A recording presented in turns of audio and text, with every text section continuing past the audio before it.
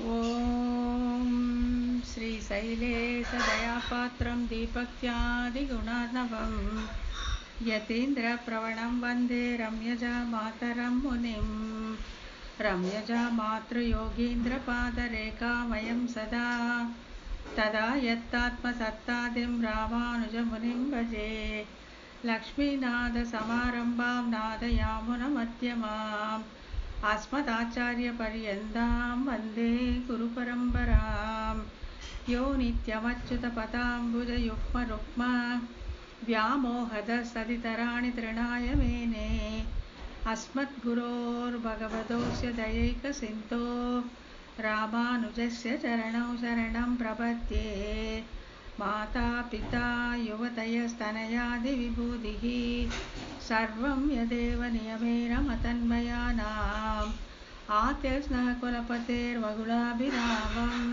श्रीमत्ततङ्घ्रियुगलं प्रणमामि मूर्ध्ना भूतं सहस्र महदाह्रियपट्टनाद श्रीभक्तिसारकुलशेखरयोगिवाहान् भक्ताङ्घ्रिरेणुपरकालयतीन्द्रमिश्रान् श्रीमत्पराङ्कुशमुनिं प्रणतोऽस्मि नित्यम् श्रीमद्यतीन्द्रवरयोगिपदाब्जभृङ्गं श्रीवानशैलमुनिवर्यदयैकपात्रं विख्यातवेदशिखरोभयतत्त्वबोधं रामानुजं कलिजितं मुनिमात्रयामः பணவாள் அரவணை பள்ளி கொள்பவர்க்கு எவ்வுயிரும் குணபோகம் என்று குறுகை கதிபன் உரைத்ததுய்ய உணர்பாவின் உட்பொருள் ஒன்றும் அறியா உலகறிய மணவாளன் மாறன் மனமுறைத்தான் பன்முடும்பை வந்தே.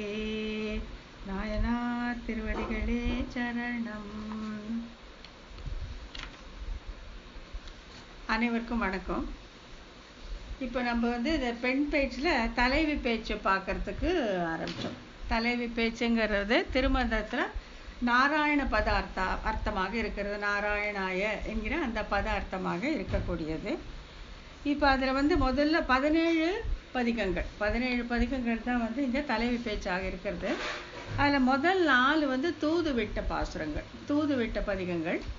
அதனால் நம்ம என்ன நினச்சோன்னா, தூது நம்ம 3வது பிரகரணத்தை ரொம்ப விவரமாக பார்க்க போகிறதுனால இப்போ அதை விட்டுட்டு அதுக்கு அடுத்தது போகலாம் அப்படின்னு பார்த்துருக்கோம். இப்போ அதுக்கு அடுத்தது என்னன்னாக்க, ஆற்றாமை சொன்னது. தன்னுடைய ஆற்றாமையை சொல்கிறார் இந்த பராங்குச நாயகி. அது என்ன எதுலன்னு பார்த்தாக்கா, வாயும் திரையுகளும் அப்படிங்கிறது 2ஆம் 10 முதல் திருவாய்மொழி. அதுதான் 10. அதுக்கு அடுத்தது ஏராளும் இறையோனும், அதில் கவராதவை விட்டு அப்படிங்கிறது சொல்கிறாங்க. அது 4ஆம் 10 8வது திருவாய்மொழி. அடுத்தது மாசரு ஜோதி. மாசரு ஜோதி அப்படிங்கிறதுல மடல் எடுத்தது அதில் தான். அது 5 3. ஸோ இன்றைக்கி நம்ம என்னெல்லாம் பார்க்க போகிறோன்னா, ஆற்றாமையை சொன்னது, தன்னுடைய ஆற்றாமையை சொன்னது வாயும் திரையுகளும் அப்படிங்கிற அந்த பதிகத்தில் பார்க்க போகிறோம். கவராதவை விட்டு அப்படிங்கிறது ஏராளும் இறையோனும் அப்படிங்கிற பதிகத்தில் பார்க்க போகிறோம். மடல் எடுத்தது மாசரு ஜோதி அப்படிங்கிற அந்த பதிகத்தில் நம்ம இன்னைக்கு பார்க்க போகிறோம். இது 3 முடிச்சுட்டாலே ரொம்ப நல்லாவே இருக்கும். இப்போ முதல்ல இதில் வாயும் திரையுகளும் அப்படிங்கிற அந்த பதிகத்தை நம்ம, அந்த 10 பாசுரத்தை நம்ம பார்க்க போகிறோம். இப்போ என்னென்னா, ஆழ்வாருடைய எண்ணம் என்ன அப்படின்னாக்கா, எல்லாரும் நம்ம மாதிரி இருப்பாங்க அப்படின்னு சொல்லிட்டு. இப்போ நம்ம போன வகுப்புலேயே பார்த்தோம், இந்த பெரிய திருவந்தாதி பாசுரம், கார்கலந்த மேனியான் கை கலந்த ஆழியான் அப்படின்னு வருது. அதில் சீர்கலந்து சொல் நினைத்து போக்காரேல் பொழுது. அதாவது எம்பெருமானுடைய அந்த திருவாக்குகளையும் அந்த நினச்சி பொழுது போக்காட்டி வேறு எப்படி தான் இந்த மனுஷர்கள் பொழுது போக்குவாங்க அப்படின்னு நினைக்கிறார் அவர். இப்போ நம்ம உலகத்தில் நம்ம பொழுது போக்குறதுக்கு நமக்கு எத்தனையோ இருக்குது இல்லையா, எத்தனையோ விதவிதமான விஷயங்கள் இருக்குது. ஆனால் ஆழ்வார் என்ன நினச்சிட்ருக்கேன்னா, எல்லாரும் நம்மள மாதிரி தான் இருப்பாங்க, எல்லாரும் இந்த சீர்கலந்த சொல் நினைத்து, எம்பெருமானுடைய அந்த கலந்த சொல் நினைத்து தான் பொழுது போக்குவாங்க அப்படின்னு சொல்லி நினச்சிட்ருப்பார். இது அவருக்கு தான் அந்த மாதிரியே தவிர நமக்கு அந்த மாதிரி இல்லை. பட் ஆழ்வார் எல்லாரையும் அப்படி தான் இருப்பாங்க அப்படின்னு நினச்சிட்ருக்கார். இதுக்கு ரொம்ப அழகான ஒரு கதை ஒன்று சொல்லி இதை விளக்குறாங்க. எப்படி எல்லாரும் நம்மள மாதிரி இருப்போம், நம்ம நினைஞ்சு ஏமாந்து போகிறோங்கிறதுக்கு ஒரு கதை. என்னன்னா ஒரு ஊர்ல வந்து ஒரு வைதிகோத்தமர், மிகுந்த ஆச்சார சிலர், ஆச்சார சிரேஷ்டர். அவர் வந்து என்ன பண்ணுவாருன்னா, அவங்க வீட்டில் படுக்கும்போது மனைவி எழுத்து, ஏண்டி அந்த திண்ணை மேலே ஒரு சொம்பு இருக்கே, அது இருக்க தண்ணியில் கவுத்துட்டு தண்ணியெல்லாம் கீழே கொட்டிட்டு சொம்பை கவுத்து வச்சிருன்னு சொல்லுவாராம். அந்த அம்மாவும் அப்படியே செய்வாங்களா, ராத்திரி படுக்கிறதுக்கு முன்னால் அந்த சொம்பில் உள்ள தண்ணியை கீழே கொட்டிட்டு சொம்பை கவுத்து வச்சுட்டு படுத்துப்பாங்களாம். ஒரு நாள் கேட்டிருக்காங்க, ஏங்க இந்த மாதிரி அதில் கொஞ்சம் தண்ணி இருந்தால் தான் இருந்துட்டு போவே, தண்ணி கஷ்டமாக தானே இருக்குதுன்னா, அதுக்கு அவர் சொல்கிறாரு, இல்லை ராத்திரியில் இங்கே கள்ளர் பயம் ரொம்ப ஜாஸ்தி. ராத்திரியில் திருடன் வந்தால் என்ன பண்ணுவானாக்கா, சொம்பை தொடுறதுக்கு முன்னால் கை அலம்பிடுமோ இல்லையோ, அதனால தண்ணி இருந்தால் அவன் கை அலம்பே சொம்பை திருடிட்டு போயிடுவான், தண்ணி இல்லைன்னா அவன் சொம்பை திருட மாட்டான் அப்படின்ட்டு தன்னை மாதிரியே அவர் அந்த கல்வனை நினைத்திருக்கிறார். இப்போ பிராமண சிரேஷ்டர்கள் வந்து அந்த ஏதாச்சும் ஒரு தொடணும்னா அதுக்கு முன்னால் கை அலம்பிட்டு தொடுவாங்க. அவர் அப்படி, அவருடைய ஆச்சாரம் அப்படி, அவருடைய அனுஷ்டானம் அப்படி. ஆனால் அவர் என்ன நினைக்கிறாருன்னா, இந்த ஊரில் இருக்க கள்ளர்கள் கூட அப்படியே ஆச்சார அனுஷ்டானத்தோடு இருப்பாங்கன்னு நினச்சி, சொம்பில் தண்ணி இருந்தால் அவன் அப்படி கையை கழுவிட்டு சொம்பை தொட்டு எடுத்துகிட்டு போயிடுவான், நீ தண்ணி இல்லாமல் சொம்பை கவுத்து வச்சுட்டா அவன் திருடவே மாட்டான் அப்படின்னு சொல்லி அவ்வளவு பெரிய ஞானி வேத வித்தகர் வந்து அவர் என்ன நினச்சிக்கிறாருன்னா, எல்லாரும் நம்மள மாதிரி தானே இருப்பாங்க, அவங்க ஒருத்தர் வேறு மாதிரியா இருப்பாங்கன்னு அதை வந்து நிஜமாகவே நம்பி இருந்தாங்க. ஒரு ஆக்ஷன் எல்லாம் கிடையாது. அதே மாதிரி தான் ஆச்சாரிய ஆழ்வார் வந்து இப்போ எம்பெருமானோட இந்த சீர்கலந்த சொல் நினைத்து போக்காரையில் வேறேன்னு சொல்லி போக்குவர பொழுதுன்ட்டு எல்லாரும் நம்ம மாதிரியே இருப்பாங்கன்னு நினைக்கிறாங்க. இந்த உதாரணத்தை வந்து எதுக்கு இப்படி கொண்டு வராங்க அப்படின்னாக்கா, இந்த இதில் வந்து தன்னுடைய ஆற்றாமை சொல்கிறாங்க ஆழ்வார். அப்போ சொல்லும்போது என்னென்னா, சில விஷயங்கள் சொல்கிறாங்க, கொக்கு சொல்கிறாங்க, அப்புறம் அன்றில் பறவையை சொல்கிறாங்க, காற்றை சொல்கிறாங்க, நிலவை சொல்கிறாங்க, கடலை சொல்கிறாங்க, இருட்டை சொல்கிறாங்க. இதெல்லாம் அச்சேதன பொருட்கள். இவங்களுக்கெல்லாம் இவர் எம்பெருமானை விட்டு பெரிய துயரம் வந்து இவங்களுக்கெல்லாம் தெரியுமா என்ன? தெரியவே தெரியாது. அவை தம்முடைய இயல்புக்கு ஏற்றபடி இருக்கும்போது இவர் என்ன நினச்சிக்கிறாரு, ஆழ்வார் பெண் பேச்சாக பேசுகிறார் நாயகி பாவத்தில், இவை எல்லாமே என்னை போல பிரிவாற்றாமையால், பகவானுடைய பிரிவாற்றாமையால் நலிகின்றன அப்படின்னு நினச்சிட்டு அது ஒன்னொன்னையும் கட்டிட்டு அழறாரு. இவர் ஒன்னொன்னையும் கட்டி பிடிச்சிட்டு அழறாரு. அதுதான் இந்த பதிகத்தில் நம்ம பார்க்க போகிறோம். இதில் முதல் பாசுரம், அதில் என்ன சொல்லுன்னா, வாயும் திரைகளும் காணல் மடனாராய், கொக்கை பார்க்குறாரு ஃபஸ்ட்டு. இப்போ இது என்னன்னா, இப்போ நம்ம நிலம் பார்த்தீங்கன்னாக்கா குறிஞ்சி, முல்லை, மருதம், நெய்தல், பாலை அப்படின்னு 5 வகைப்பட்டிருக்கும் இல்லையா. இதில் நெய்தல் தான் வந்து கடலும் கடலை சார்ந்த இடமும். இப்போ இந்த பராங்குச நாயகி எங்கே இருக்காங்கன்னா, கடலை சார்ந்த ஒரு சோலைக்குள்ளே உட்காந்துருக்காங்க. அங்கே உட்காந்துட்டு இந்த பிரிவாற்றாமையை பேசி தன்னுடைய ஆற்றாமையை வெளிக்கொண்டுறாங்க. ஸோ ஃபஸ்ட்டு இவங்க என்ன பார்க்குறாங்கனாக்கா, வாயும் திரையுகளும் காணல் மட நாராய் அப்படின்ட்டு ஒரு நாரையை பார்க்குறாங்க. அந்த கொக்கு ஏன் அங்கே தண்ணியில் நிற்குதுன்னா, அதுக்கு மீன் வேணும், அது இறை தேடணும், அதுக்காக அங்கே கஷ்டப்பட்டு அங்கே நிற்கிது. அண்ட் அதோடைய நிறம் வந்து வெள்ளை வெள்ளையேன்னு இருக்கும், வெள்ளையாக இருக்கும் நாரை இல்லையா. இது ரெண்டும் கனெக்ட் பண்ணி அவர் என்ன பண்ணிட்டாங்கன்னா, பராங்குச நாயகி என்ன நினைக்கிறாங்கன்னா, இந்த நாரை என்னை போல எம்பெருமானை பிரிந்து துயரப்பட்டு வெளுத்து கிடக்கிறது அப்படின்னு நினச்சி அதையும் சேர்ந்து அழுறது. ஐயோ, நீ என்ன மாதிரி எம்பெருமானை நினச்சி இப்படி ஆயிட்டியா அப்படின்னு சொல்லிட்டு அதை பார்த்து வருத்தப்படுறது, இந்த நாரையை பார்த்து வருத்தப்படுறது. இப்போ என்ன அடுத்ததாக்க, சரி அப்போ அதுதான் வருத்தப்பட்டுட்டு, நீ அது மீனுக்காக தண்ணியில் நிற்கிது, வெள்ளை வெள்ளையருங்கிறது அது கலர், அதெல்லாம் ஒன்றுமே அவங்களுக்கு உரைக்கல. இந்த எம்பெருமானை பிரிந்த துயரத்தில் எம்பெருமானை பார்க்க வேணுங்கிற ஆசையால் நீயும் என்னை போல் நலிவுபட்டாயோ, அதனால தான் இப்படி வெளுத்து கிடக்கிறாயோ அப்படின்னு சொல்கிறாங்க. அடுத்தது வந்து 2வது பாசுரம். அதில் வந்து என்னன்னாக்கா, கோட்பட்ட சிந்தையாய் கூர்வாய் அன்றிலே அப்படின்னு அன்றில் பறவையை பார்த்து, அன்றில் பறவை கூப்பிடுற சத்தம் அந்த அம்மா காதில் கேட்குது பராங்குச நாயகிக்கு. ஏன்னா அங்கே ஒரு தோப்பில் தானே இருக்காங்க. அங்கே இந்த அன்றில் வந்து, அந்த அன்றில் கிரௌஞ்ச பட்சின்னு சொல்லுவாங்க, குரரி அப்படின்னு அதுக்கு பேருண்டு. அது என்னன்னா, இணை பிரியாமல் இணைந்திருக்கக்கூடிய பறவைகள். ஒரு ஆண் பறவையும் ஒரு பெண் பறவையும் எப்போவுமே இணை பிரியாமல் இருக்கு. ஒன்று பிரிந்த அன்றில் போல அப்படின்ட்டு, ஒன்று போயிடுச்சுன்னா காணாமல் போய் 3 குரல் கொடுக்குற வரைக்கும் வரலனாக்கா இது உயிரை விட்டுருமா. அப்படிப்பட்ட ஒரு அந்யோன்யம் அந்த அன்றில் பறவைகளுக்கு. இந்த அன்றில் ராத்திரி நேரம் தானே இது, அதனால் இந்த அன்றில் பறவை என்னன்னா, ஒன்று மூக்கோட ஒன்று மூக்கு வச்சுட்டு அப்படியே தூங்குதான். அதோடைய கூட்டில் தூங்கும்போது தூக்கம் வரும்போது அப்படியே நழுவி அந்த மூக்கு நழுவிருச்சான். ஒன்றுக்கு பிடிச்சிட்டு இருந்து நழுவின உடனே, ஐயோ என்னுடைய ஜோடியை காணுமேன்னு அது பெருங்குரல் எடுத்து கத்துதான். கத்துன உடனே இவங்க என்ன நினச்சிக்கிறாங்க, ஐயோ இந்த பெருமான் வரலன்னு தான் இந்த அன்றில் பறவை வந்து இங்கே கூப்பிட்டுருக்கு, அதனால தான் நீ ஆழியான் அப்படின்னு கூப்பிட்டு கஷ்டப்படுறியோ அப்படின்னு சொல்லி அந்த அன்றிலை பார்த்து இறங்கி அதனுடன் நான் அன்றில் பறவை கத்துறது வேற விஷயத்துக்காக. ஆனா பராங்குச நாயகி என்ன நினைக்கிறாங்கன்னாக்கா, பகவானை அந்த ஆழியானை பிரிந்த துயரால் தான் இந்த அன்றில் பறவை என்னை போல் வேதனைப்படுகிறது அப்படின்னு நினச்சிக்கிறாங்க. அப்புறம் மூணாவது பாசுரம் என்னன்னு சொன்னாக்கா, அதில் வந்து கடல் கிட்ட பேசுகிறாங்க, கடலை பார்த்து பேசுகிறாங்க. கடல் வந்து இந்த அலை ஏறுறது இறங்குறது வந்து அது கடலுடைய பண்பு இல்லையா. அலை ஏறும், திருப்பி கடல் வரைக்கும் வரும், திருப்பி இறங்கி போய் அமைதியாக இருக்கும், அலை அடிக்கும், இறங்கி போய் அமைதியாக இருக்கும். அது கடலுடைய பண்பு. இவங்க என்ன நினச்சிக்கிறாங்கன்னாக்கா, எம்பெருமானை காணும், அது ஓடி வந்து கரை ஏறுதான், எம்பெருமானை காணோன்ட்டு அப்படியே ஏமாந்து அழுதுட்டு பின்னால் போயிட்டான். அதனால பார்த்து என்ன சொல்கிறாங்கன்னா, கடலே நீயும் என்னை போல் வேதனைப்படுகிறாயா அப்படின்னு சொல்லிட்டு அதுக்கு இது இப்போ வந்து எனக்கு தான் ராத்திரி பகல் தூக்கமே இல்லை. ராத்திரினா தூங்குவோம், பகல்லாம் முழிச்சுப்போம். எனக்கு தான் இந்த எம்பெருமானம் பிறந்ததுனால இந்த ராத்திரி பகல் தூக்கங்கிறதே எனக்கு மாறிப்போச்சு. நீயும் அப்படி தான் இருக்கிறாயா அப்படின்னு சொல்லிட்டு அந்த கடலோட தன்னுடைய ஆற்றாமையை பகிர்ந்து கொள்கிறார். ஸோ நாரையோட, அப்புறம் அன்றிலோட, இப்போ கடலோட. 4வது பாசுரத்தில் என்னன்னா காற்றுக்கு ஒரு இயல்பே வந்து ஒரு இடத்துல நிற்காது. சுற்றி சுற்றி சுற்றி சுற்றி சுற்றி அடிச்சுட்டே இருக்கும். அது எங்கே போகிறதோ அது வந்து அதை இப்போ சப்போஸிங் ஒரு பெரிய ஒரு புழுதி நிறைஞ்ச இடத்துல போச்சுன்னா அந்த காற்றே வந்து புழுதி மயமாக இருக்கும். புழுதி காற்றுன்னு சொல்கிறோம் இல்லையா, அந்த மாதிரி. மணல் வெளியில் போச்சுன்னா மணல் எடுத்துகிட்டு போகும். இவங்களுக்கு அது மறந்துடுச்சு காத்தோட. அதாவது அவங்க எப்பேற்பட்ட மயர்வர மதிலெல்லாம் மரளப்பட்ட ஆழ்வார். ஆனால் அவருக்கே வந்து இந்த பகவானை பிரிவு தாங்க முடியாமல் வந்து இந்த காற்றை பார்த்து நீயும் என்னை போல் அலைகிறாயே, நீயும் என்னை போல் உன்னை பேணாமல் அழுக்கழுக்காக இருக்கிறாயே அப்படின்னு பார்த்து காற்றை பார்த்து கேட்குறாங்க. நீயும் வந்து இந்த கடல்கொள் படையாழியான் அம்மானை காண்பன், அதுக்காக அவன் இல்லைன்ட்டு தான் நீ இப்படி பண்ணுறியா அப்படின்னு காத்தோட சேர்ந்து பேசுகிறாங்க. அப்புறமா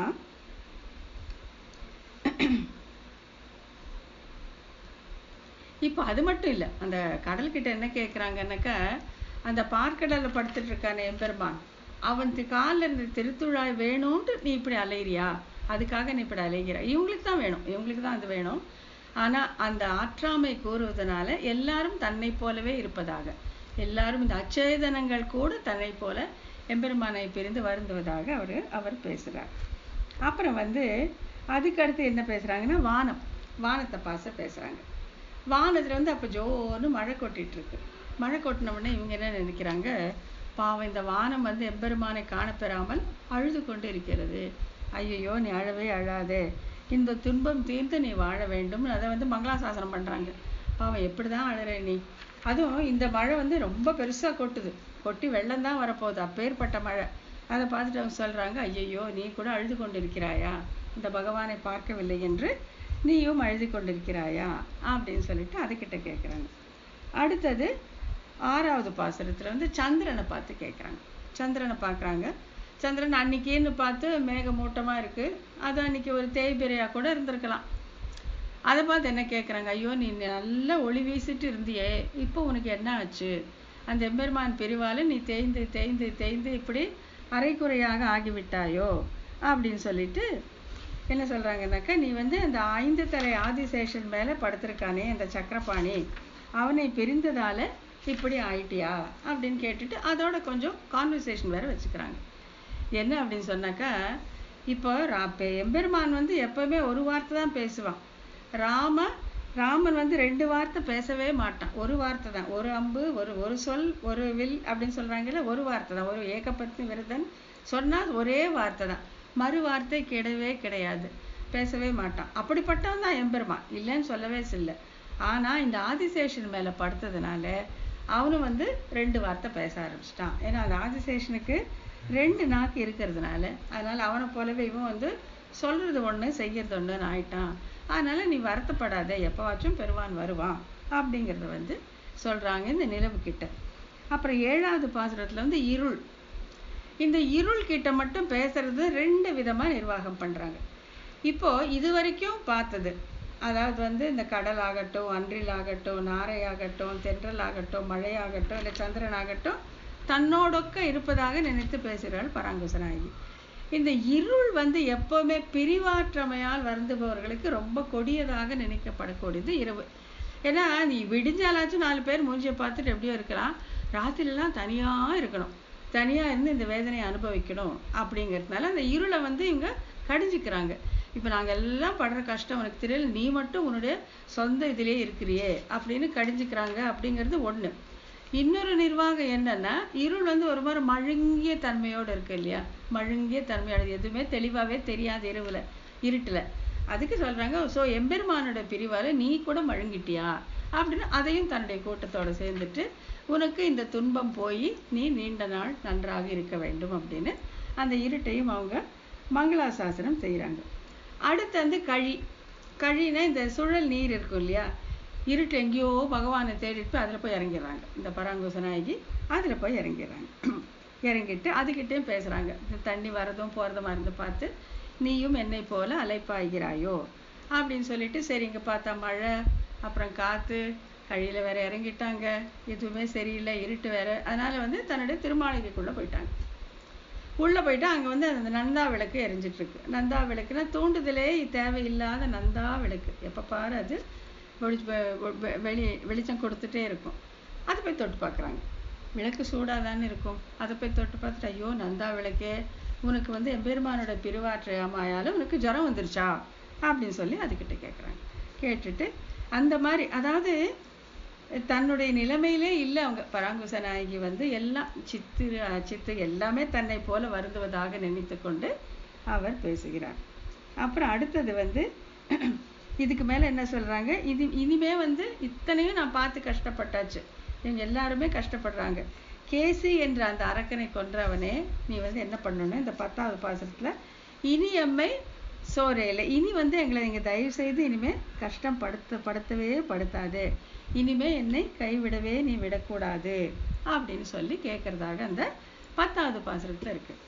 11வது பாசுரம் வந்து பாத்தீங்கன்னாக்கா அதான் பலஸ்ருதி பாசுரம். அதுல என்ன சொல்றாருனாக்கா, இவர்க்கு முகம் காட்டுவதற்கு முன்பு சர்வேஸ்வரத்துவமும் அழிந்து போய் கிடந்தது. அதாவது இந்த லாஸ்ங்கிறது, இந்த இழவுங்கிறது மட்டும் ஆழ்வாருக்கு மட்டும் இல்லை, பராங்குச நாயகிக்கு மட்டுமே இல்லை, எம்பெருமானுக்கும் அதே இழவு இருந்தது அப்படிங்கறது இங்க சொல்ல வராங்க. என்னன்னா, இவருக்கு வந்து முகம் காட்டுவதற்கு முன்பு சர்வேஸ்வரத்துவமும் அழிந்து போய் கிடந்தது.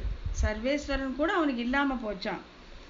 இவர் ஒருத்தரை சோர கொடுக்கவே சர்வேஸ்வரத்துவம் அழியுமிரே. இவர் ஒருத்தரை வந்து நான் இந்த மாதிரி ஏமாத்தினாக்கா அவருடைய சர்வேஸ்வரத்துமே அழியும் அப்படின்னு சொல்லி அவ்வளவு தூரம் அவனும் வந்து எம்பெருமானும் வந்து ஆழ்வாருடைய பிரிவை தாங்காத அளவுக்கு இருக்கிறார் அப்படின்ட்டு இந்த இழுவத்தீர வந்து முகம் காட்டின பின்பு எல்லா பொருட்களுக்கும் நிர்வாகன் ஆனான். இப்ப எம்மை சோரேலே அப்படின்னு முந்தி பாசுரத்துல ஆழ்வார் சொன்ன உடனே அப்பதான் எம்பெருமானுக்கு அடடா இவர் இவ்வளவு தூரம் படுத்திட்டோமே அப்படின்னு சொல்லிட்டு வரார். வந்து இவருக்கு முகம் காட்டி இவருடன் கலந்த பின்பு இவன் எல்லாவற்றிற்கும் நிர்வாகனானான். எம்பெருமான் சர்வ நியந்தா அப்படிங்கிறது எப்பவுமே உண்டு. ஆனா இங்க வந்து ஆழ்வாருக்கு இந்த முகம் காட்டிய பிறகு அவன் வந்து எல்லாருக்கும் அவன் நிர்வாகனாக ஆனான். அவனுக்கும் அவ்வளோ மகிழ்ச்சி. அதாவது ஜீவாத்மாவை அடையிறது பரமாத்மாவுக்கு ஆனந்தம், பரமாத்மாவை எய்த பெறுவது ஜீவாத்மாவுக்கு ஆனந்தம் அப்படின்னு சொல்லிட்டு இந்த 10 பாசுரங்களை யார் விரும்பி கற்கிறார்களோ அவர்களும் இந்த ஆற்றாமையெல்லாம் படாமையே பரமபதத்தை அடைந்து இன்பத்தை துய்த்திருப்பார்கள் அப்படிங்கிறத இந்த பதிகத்துல சொல்றாங்க. ஆற்றாமையை சொன்னது தலைவி இந்த பதிகத்துல. இப்போ வந்து நம்ம அடுத்த பதிகத்துக்கு போனோம். ஏராளும் இறையவனும் அப்படிங்கிற அந்த பதிகம்.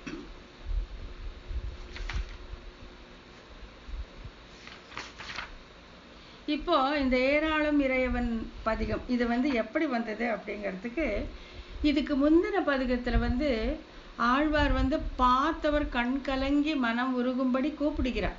எம்பெருமான பல விதத்துல சொல்லி கூப்பிடுகிறார். அதுல ஒரு பாசுரம் மட்டும் நான் இப்ப படிக்கிறேன். அதாவது இது முந்தினது 4ஆம் பத்துல 7ஆம் திருமொழியில உள்ள ஒரு பாசுரம். எப்படின்னா, அப்பனே அடலாழியானே ஆழ்கடலை கடந்த துப்பனே உன் தோள்கள் 4ம் கண்டிடக் கூடுங்கொலோ என்று எப்பொழுதும் கண்ணீர் கொண்டு ஆவி துவர்ந்து இப்பொழுதே வந்துடா என்று ஏழையே நோக்குவனே. இந்த ரீதியில தான் போகும் அந்த 10 பாசுரம். அதாவது கேட்பவர்கள் வந்து மனம் கலங்கும்படி அங்கே ஆழ்வார் வந்து அழைக்கிறார் எம்பெருமானை. ஆனா அவன் வந்து முகம் காட்டவில்லை. அவன் வந்து முகம் காட்டாம போன உடனே என்ன பண்ணுறாங்கன்னாக்கா, இப்போ என்ன பண்ணுறாரு, சரி எம்பெருமானுக்கு நம்மளை பிடிக்காமல் போச்சு, இப்போ என்ன பண்ணலாம், இப்படி கதறி கதறி அழுத்து காண்போரெல்லாம் கண்ணீர் விடும்படி கதறி அழுதும் எம்பெருமான் வர காணோம். அப்போது அவனுக்கு என் மேலே இஷ்டம் இல்லைன்னு அர்த்தம் இல்லையா, இந்த ஆத்மா மேலே அவனுக்கு இஷ்டம் இல்லைன்னு அர்த்தம். ஆகையில வேண்டாம், இந்த ஆத்மாவும் எனக்கு வேண்டாம், ஏன்னா அதை சேர்ந்த எல்லாமே எனக்கு வேண்டாம் அப்படின்னு அவர் எல்லாவற்றையும் துறக்க பார்க்கிறார். கேட்டோர் எல்லோரும் நீராகும்படி கீழ்த்திருவாய்மொழியிலே ஆழ்வார் கூப்பிடச் செய்தேயும் எம்பெருமான் வந்து முகம் காட்டிற்றிலன், அதனால் எம்பெருமான் தமக்கு தம்மை வேண்டாம் என்று வெறுத்தார் என்று நிச்சயித்தார் ஆழ்வார். நிச்சயித்து அவனுடைய வெறுப்புக்கு இலக்கான இந்த ஆத்மாவும் ஆத்மீயங்களும் நமக்கு எதற்கு, அவனுக்கு வேண்டாதவை நமக்கும் வேணும் வேண்டாம் என்று அவற்றை உபேட்சிக்கிறார் இந்த திருவாய்மொழியில். அவன் கவராதவை நமக்கு வேண்டாம் வேண்டாம் வேண்டாம் என்று எல்லாவற்றையும் ஒதுக்குகிறார். இப்போ இதை வந்து ராமாயணத்தில் ஒரு உதாரணத்தோட சொல்கிறாங்க. சீதா பிராட்டி அப்படிதான், அங்கே தனியாக இருக்கும் பொழுது அந்த ஸ்ரீராமன் பார்க்காத இந்த அழகு எனக்கு வேண்டாம், அவன் ரசிக்காத இந்த ஆபரணங்கள் எனக்கு வேண்டாம் அப்படின்னு எல்லாவற்றையும் ஒதுக்கி விட்டு அந்த மாசுபடிந்த உடம்போடையே அங்கே 10 மாதம் இருந்தாள் சீதா அப்படின்னு சொல்லப்படுறதுண்டு.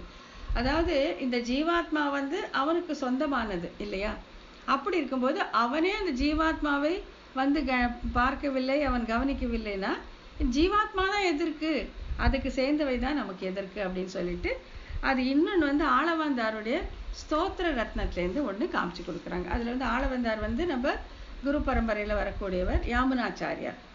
அவர் சொல்கிறார் என்ன அப்படின்னாக்கா, மதுசூதனனே திரு முன்பே சத்தியமாக ஒரு விண்ணப்பம் செய்கிறேன், சாட்சாத் அந்த பிராட்டி முன்னால் நான் ஒரு சத்தியம் செய்கிறேன், என்னன்னா கேட்டருள வேண்டும். அது என்னவெனில், அனுஷ்டானங்கள் முதலுக்கு சாதனமான சரீரமும், எந்த அனுஷ்டானம் பண்ணணும்னா என்னவும் நம்ம ப்ராக்டிக்கலாக பண்ணணும்னா அதுக்கு உடம்பு வேணும், சரீரமும் அதற்கு தாரகங்களான பிராணன்களும் பிராணிகள் எல்லோரும் மிக விரும்பும் சுகமும் இவை எல்லாவற்றுக்கும் ஆச்சரியமாக நிற்கும் ஆத்மாவும் மற்றும் புத்திர மித்திர களத்ராதிகளும் எதுவாயினும் உன்னுடைய சேஷத்துவத்திற்கு உபயுக்தமாக வேண்டும், அதற்கு புறமாகில் வேண்டா. எல்லாம் ஆத்மாலேருந்து ஆரம்பித்து எல்லாத்தையும் புலன்கள் வேண்டாம், எனக்கு க்ஷேத்திரம் வேண்டாம், புத்திரர்கள் வேண்டாம், மித்ராதிகள் களத்ராதிகள் எதுவுமே எனக்கு வேண்டாம். எப்போ எனக்கு வேணும்னா உனக்கு பயனாக இருக்குமாகில், நீ விரும்பி ஏற்பாயாகில் வேணும், உனக்கு வேண்டானா எனக்கு வேண்டவே வேண்டாம் அப்படின்னு சொல்லிட்டு இவையெல்லாம் உருமாய்ந்து போகட்டும், எல்லாம் தொலையட்டும், எனக்கு வேண்டவே வேண்டாம். இது கழுத்துக்கு மேலே சொல்லுகிற வார்த்தை என்று நான் சும்மா சொல்கிறேன்னு மட்டும் நினச்சிக்காதப்பா, இது பொய் சொன்னதாகில் உன்னிடத்தில் மது என்னும் அரக்கன் பட்டு பாட நான் படுவேன் இத்தனை அப்படிங்கிறார். நான் ப்ராமிஸாக சொல்கிறேன், சும்மா என் வாயிலேருந்து வந்த வார்த்தைன்னு தயவுசெய்து நினச்சிக்காதே மதுசூதனனே. சப்போஸிங் இது நான் பிராட்டி மேலே ஆணையிட்டு சொன்னேன், இது வந்து இது பொய்யாகில், இப்போ நான் சொன்ன இதெல்லாம் பொய்யாகுமானால் மது என்ற அரக்கன் உன்னிடத்தில் என்னெல்லாம் பாடுபட்டானோ அதையெல்லாம் அடியேன் படக்கடவேன் அப்படின்னு சொல்லியிருக்காரு இவர். ஆகையால் நம்மாழ்வார் பராங்குச நாயகியும் அப்படித்தான், சீதா பிராட்டியும் அப்படித்தான், ஸ்தோத்திரத்தில் ஆள வந்தாரும் அதே தான் சொல்கிறாங்க. அதாவது எம்பெருமானுக்கு பயன்படாத உடலோ ஆத்மாவோ உறுப்புகளோ எதுவுமே நமக்கும் வேண்டாம் அப்படிங்கிறதுல அவங்க ரொம்ப தீர்மானமாக இருந்தார்கள். அப்புறம் இதில் வந்து ஒரு பாசுரத்துலையும் பார்த்தீங்கன்னா குறைவிலமே குறைவிலமே அப்படின்னு வரும். முதல் பாசுரத்தில் பார்த்தீங்கன்னா மாறாளன் கவராத மணிமாமை குறைவிலமே அப்படின்னு வரும். ஸோ இப்போ இந்த அது வந்து குறைவு இளமே அப்படின்னு இதை பிரிச்சுக்கணும். குறைவு இளமே, குறைவுனா என்ன, அபேட்சிதம். அபேட்சிதம் என்ன, எனக்கு வேணும், எனக்கு இது வேணும், எனக்கு வேணும் அப்படிங்கிறது தான் குறைவு அப்படின்ட்டு, வேண்டுபவை. அப்போ குறைவு இளமே அப்படின்னு சொன்ன என்ன அர்த்தம், எனக்கு இது வேண்டாம் அப்படின்னு அர்த்தம். ஸோ இப்போ சட்டுன்னு பார்க்கும்போது குறைவு இளமே அப்படின்னாக்கா எங்களுக்கு ஒரு குறையும் இல்லைன்னு சொல்கிற மாதிரி தோணும். ஆனால் இங்கே வந்து குறைவுங்கிறதுக்கு அர்த்தம் என்னன்னு பார்த்தீங்கன்னா அபேட்சிதம், இது எனக்கு வேணும்னு நினைக்கிறது. அப்போ குறைவிலமே அப்படின்னா என்ன அர்த்தம், இது எனக்கு வேண்டாம் அப்படிங்கிறது அர்த்தமாக போயிடுது. அதுக்கு அடுத்தது 2வது பாசுரம். இந்த 2வது பாசுரத்தில் என்னென்னா, இதில் இந்த மணிமாமை குறைவில்லா அப்படிங்கிற ஆரம்பிக்குது. இதில் முக்கியமான லைன் வந்து பணிமானம் பிழையாமே அடியேனை பணி கொண்ட, அந்த லைனை நம்ம முக்கியமாக எடுத்துக்கிறோம். இதில் என்னென்னா, பணிமானம் பிழையாமே அடியேனை பணி கொண்ட அப்படின்னாக்கா கைங்கரியத்தை வந்து பர்ஃபெக்டாக செய்கிற மாதிரி அவன் நம்மை திருத்தி பணி கொள்ள வேண்டும். கைங்கரியம் ஏன் இஷ்டம் போல செய்கிறதெல்லாம் கிடையாது, அவனுக்கு உகந்ததாக இருக்கணும். அப்படி திருத்தி நம்ம தப்பா செஞ்சா கூட அந்த பணிமானம் பிழையாமே என்னை திருத்தி பணி கொண்டாய் அல்லவா, அப்படிப்பட்ட நீ அப்படிப்பட்ட மணிமாயன் கவராத மட நெஞ்சால் குறையிலவே. அந்த மட நெஞ்சு எங்களுக்கு வேண்டவே வேண்டாம். அதாவது பணிமானம் பிழையாமே. இதுக்கு வந்து ஒரு அழகான ஒரு உதாரணம் எடுத்து காட்டுறாங்க. சுவாமி ராமானுஜர் இங்கே ஸ்ரீரங்கத்தில் இருக்கும் பொழுது அங்கே ததியாராதனை நடக்குது பெரிய அளவில் அந்த மடத்தில். அப்போ வந்து கிடாம்பி ஆச்சான் அப்படிங்கிற அவர் தான் வந்து எம்பெருமானாருக்கு, அதாவது ராமானுஜருக்கு தளிகை பண்ணி பரிமாறக்கூடியவர். அவர் வந்து பெரிய பந்தி நடக்கும்போது அவர் வந்து இது தீர்த்தம் தண்ணி எடுத்துகிட்டு வந்து அப்படியே ஊற்றிட்டே வர்றாரு ஒரு ஒரு சொம்புலையும். அப்போ கிடாம்பி ஆச்சார் வந்து பக்கத்தில் சைடில் நின்று ஊற்றிடுறாரு. உடனே ராமானுஜர் அங்கேருந்து ஓடி வந்து அப்படியே என்ன பண்ணுறாருன்னா, இப்படியா தண்ணி பரிமாறுறது, உடோ இப்படியா பரிமாறுவது, நேராக நின்றன்றோ பரிமாற வேணும்னு பட்டுன்னு ஒன்று முதுகில் வைக்கிறார். சைடில் நின்னா தண்ணி ஊற்றுவேன், நேராக நின்று ஊற்றணும், அதுதான் வந்து பந்தி மரியாதைன்னு சொல்லிட்டு கிடாம்பி ஆச்சான் முதுகில் ஒரு அடி வச்சு திருத்துறாரு. அப்போ கிடாம்பி ஆச்சான் அதுக்கெல்லாம் கோவிச்சுக்கல. அப்போ அவர் என்ன சொல்றாரு, இந்த வார்த்தையை சொல்றாரு, பணிமானம் பிழையாமே அடியேன்னு அடி கொண்ட ராமானுஜான்னு சொல்லிட்டு அவர் வணங்குறாரு. என்னை திருத்தி பண்ணி கொண்டாய் அல்லவா அப்படின்ட்டு கிடாம்பி ஆச்சானுக்கு ரொம்ப சந்தோஷமாயிடுது. அதாவது தண்ணி ஊற்றும் போது சைட்லேருந்து இந்த சொம்பு சைட்லேருந்து ஊற்றக்கூடாது, முன்னால் நின்று ஊற்றணுங்கிறது ஒரு மரியாதை. அதை கவனிக்கலைங்கிறதுக்காக அவர் முதுகு மேலே அடித்து அவரை திருத்துறாரு ராமானுஜர். அந்த மாதிரி நான் தவறாக நான் ஏதாவது செய்ய பார்த்தா அப்போ வந்து நீ வந்து என்னை திருத்துவாய், அப்படிப்பட்ட அந்த மணிமாயன் கவராத மட நெஞ்சால் குறைவில்லவே, எங்களுக்கு இது வேண்டாம் அப்படின்னு சொல்கிறாங்க. இங்கே இன்னொரு ரொம்ப அழகான ஒன்று என்னன்னாக்கா, இது முந்தி ஒரு திருவாய்மையில் கோவை வாயாள் என்கிற அந்த திருப்பதிகத்தில் என்ன சொல்கிறாங்க, இந்த பராங்குச ஆழ்வார் பூசும் சாந்தம் என் நெஞ்சமே அப்படிங்கிறார். அதாவது எம்பெருமான் வந்து தன் மேலே பூசிக்கொள்ளுகிறார் சாந்தம், அந்த சந்தனம் வந்து என் நெஞ்சம் அப்படின்னு சொல்கிறார். ஸோ இந்த பாசுரத்தில் என்ன சொல்கிறாரு, மணிமாயன் கவராத மட நெஞ்சால் குறைவிலமே, இந்த மட நெஞ்சம் எனக்கு வேணாம் அப்படின்னு சொல்கிறார். ஸோ அங்கே வந்து பூசும் சாந்துன்னு சொன்னார், இங்கே மட நெஞ்சம் எனக்கு வேண்டாங்கிறாரு. இதை ரொம்ப அழகாக என்ன சொல்கிறாங்க அப்படின்னாக்கா, சந்தனத்தோடு பரணியை கீழே போட்டு உடைப்பாறை போல அப்படின்ட்டு.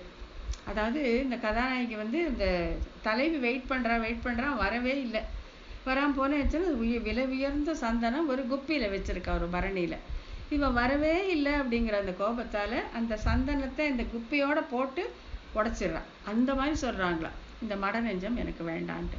ஏன்னா இதே நெஞ்சத்தை வந்து முன்னொரு வாட்டி பூசும் சாந்து என் நெஞ்சமேன்னு சொல்லியிருக்காங்க. அப்படிப்பட்ட நெஞ்சை நீ வந்து கவரவே இல்லையே, ஆகையாலும் இந்த நெஞ்சம் எனக்கு வேண்டாம் என்று சொன்னதை இவ்வளோ அழகாக விளக்கமாக சொல்கிறாங்க. பரணியோடு சந்தனத்தை கீழே போட்டு உடைப்பாரை போல இந்த நாயகி வந்து இந்த மட நெஞ்சத்தான் குறைவிலவே அப்படின்னு சொல்கிறாங்க அப்படின்னு சொல்லிட்டு. அப்புறம் 3வது பாசுரம் மட நெஞ்சால் குறைவில்லம் அப்படின்னு வருது. இதில் வந்து என்னன்னாக்கா, இந்த பூதனை கிட்ட பால் அருந்தி அவளை முடிச்சுட்டான் இல்லையா, அந்த வரலாறை சொல்கிறாங்க. சொல்லிட்டு அதுக்கு என்ன சொல்கிறாங்கன்னாக்கா, அழகாக இந்த பராங்குச நாயகி என்ன சொல்றா, மிகுஞான சிறு குழவி அப்படின்னு அந்த இடத்துல பெருமாளை சொல்கிறாங்க. இப்போது அடியார்கள் வந்து அவர் வந்து சிறுமாமனிசர் அப்படின்னு கொண்டாடுறது. சிறுமாமனிசர் அப்படின்னா இங்கே இருக்கிறவங்க இந்த உலகத்துல நம்மளை போலவே இருப்பாங்க, நம்மளை போலே சாப்பிட்டுட்டு தூங்கிட்டு இருப்பாங்க. ஆனால் நித்திய சூரிகளை போல பகவானை அனுபவிக்கக்கூடியவர்கள் அவர்களை சிறுமாமனிசர். பாகவதர்களை வந்து இந்த மாதிரி இங்கே இருந்துட்டு நம்மள மாதிரி இருந்துட்டு ஆனால் நித்திய சூரிகளை போல எம்பெருமானை அனுபவிப்பவர்களை சிறுமாமனிசர் அப்படின்னு சொல்லணும். அதுக்கு ஈடாக எம்பெருமானுக்கு ஒரு வார்த்தை ஒரு டைட்டில் கண்டுபிடிக்கணும்னா அதுதான் வந்து மிகுஞான சிறுகுழவின்னு ஒரு பேர் வச்சுட்டு அதை வந்து என்னன்னாக்கா சர்வஜ்ஞ சிசு, சம்ஸ்கிருதத்தில் வேற சொல்றாங்க சர்வஜ்ஞ சிசு, எல்லாம் தெரிஞ்ச சிசு, மிகுஞானத்து ஒரு குழவி சர்வஜ்ஞ சிசு. ஆகையால அந்த குழந்தை பற்றி சொல்லிட்டு அப்படிப்பட்டவன் அவன் கவராத நிறைவினால் குறைவில்லம், எங்களுக்கு இந்த நிறைவு வேண்டாம் அப்படின்னு சொல்லிடுறாங்க. அடுத்தது வந்து 4வது பாசுரம் நிறையினால் குறைவில்லா அப்படிங்கிறதுல கடைசி லைன் பார்த்தீங்கன்னா, சரையினார் கவராத தளிர் நிலத்தால் குறைவிலமே. அந்த சரையினார் அப்படிங்கிறது வந்து என்ன அப்படிங்கிறது வந்து இங்கே அழகாக சொல்கிறாங்க. சரையினார் அப்படின்னாக்கா அந்த ஆயர்கள் வந்து ஒரு மணியை கட்டியிருப்பாங்களாம், ஒரு குறிப்பிட்ட ஒரு வஸ்திரத்தில் மணியை கட்டியிருப்பாங்க. அவங்க நடந்து போகும்போதோ ஓடி போகும்போதோ அந்த மணி கணக்கணக்கணன்னு அடிக்கும் போது இந்த மாடுகள் எல்லாம் அது பின்னாலேயே வந்துடும். அதனால அதுக்கு சரையினார்னு ஒரு பேர். இன்னொன்று வந்து இடையர்கள் வந்து அங்கங்கே பழம் பறித்து சாப்பிட்றதுக்காக அந்த துணியில் வஸ்திரத்தில் கட்டி வைப்பாங்களாம். அது கரை படிஞ்சு இருக்கும், ஆகையால் சரையினார்ன்ட்டு. இன்னொன்று மூணாவதாக என்னென்னா, இந்த ஆயர்களுக்கு வந்து குளிக்கிறதுனா ரொம்ப கஷ்டம். ஏதாச்சும் ஒரு பண்டிகைனா தலை மட்டும் வாஷ் பண்ணிப்பாங்களாம், மேலெல்லாம் தண்ணி தெளிச்சுப்பாங்களாம். இல்லாட்டி உடம்பை மட்டும் குளிச்சுட்டு தலை குளிக்கவே மாட்டாங்களாம். கிருஷ்ணனுக்கு இது கூட பிடிக்காதான், அது கூட பிடிக்காதான். அவனுக்கு குளிக்கணும்னா பிடிக்கவே பிடிக்காதுன்ட்டு அப்படியே அழுக்கா இருப்பானா. அதை தான் இங்கே சரையினார் அப்படின்னு பராங்குச நாயகி சொல்கிறான்ட்டு. ஏன் இப்படி இருக்கான்னா, அந்த பசுக்களை ரட்சிப்பதிலே அவனுக்கு அவ்வளோ ஓட்டம். அந்த பசுக்களை பார்த்துக்கணுன்னா அவ்வளோ இஷ்டம் அவனுக்கு. ஆகையால் அதனால் ரக்ஷணத்தில் ஊற்றம், ரட்சிக்க வேண்டும்ங்கிறத ஊற்றமாக இருந்துட்டு தன்னை கூட ரட்சித்து கொள்ளாது இருக்கக்கூடிய அந்த கோலத்தை பராங்குச நாயகி விரும்பினாள். இப்போ இதுக்கு கான்ட்ராஸ்டாக வந்து ராமனை பற்றி சொல்கிறாங்க. ராமனுக்கு வந்து பட்டாபிஷேகம் செய்ய போகிறாங்க. அதனால் வசிஷ்ட பகவான் எல்லாம் சொல்ல இருக்காரு, இந்த மாதிரி நீ விரதம் இருக்கணும்ப்பா, விரதம் இருக்கணும், குளிச்சுட்டு கொஞ்சம் மடி ஆச்சாரமாக இருக்கணும், யாரையும் தொடாத அப்படின்னு சொல்லி கையில் வந்து அந்த யாகத்துக்கு வேண மான் கொம்பு அதெல்லாம் வச்சுட்டு இருக்கணும் சொல்லிடுறாரு. எத்தனை வாட்டி உபவாசம் இருக்கணும், எத்தனை இருக்கணும் உபவாசம்? ஒரு நாள் இருந்தால் போதும், ஒரு நாள் இருந்தால் போதுன்னா, இவர் வந்து நான் சௌகுமாரியன், நான் சுகுமாரன்னு நினச்சி ஒரு நாள் சொல்லிட்டாரு வசிஷ்டர். 4 நாள் இருக்கலான்ட்டு அவன் ஒரு நாள் உபவாசம் இருக்க சொன்னான். ராமர் வந்து 4 நாள் உபவாசம் இருப்பார். அது நான் ஒரு நாளைக்கு 3 வாட்டி குளிக்கிறது, குளிச்சுட்டு யாரும் என்னை தொடாதீங்க தொடாதீங்க தொடாதீங்கன்ட்டு சீதா பிராட்டி தர்ம பத்தினி அவங்க அந்த பக்கம் போகும்போது அந்த புடவை தலைப்பு மேலே விழுந்தா போய் இன்னொரு வாட்டி குளிச்சுட்டு வருவாராம். அப்படி அந்த மாதிரி ஒரு தீட்சையில் இருந்தாராம் இந்த ராமன். ஸ்ரீராமன் அப்படி இருந்தாங்க. ஆனால் அதுக்கு ஆப்போசிட்டாக பார்த்தீங்கன்னா, கண்ணன் தன்னை அந்த ரக்ஷக வர்ணத்தை அந்த வர்க்கத்தை பேணணுங்கிறதுக்காக குளிக்கிறதுக்கு கூட டைம் இல்லாமல் அழுக்கழுக்காக அந்த சரையினாராக இருக்கிறார். ஸோ இந்த ரெண்டையும் பார்க்கும்போது சரையினாரை பார்க்க வேண்டும் என்று தான் பராங்குச நாயகி இங்கே ஆசைப்பட்டாள் அப்படிங்கிறத இந்த பாசுரத்தில் சொல்கிறாங்க. அதுக்கு அடுத்தது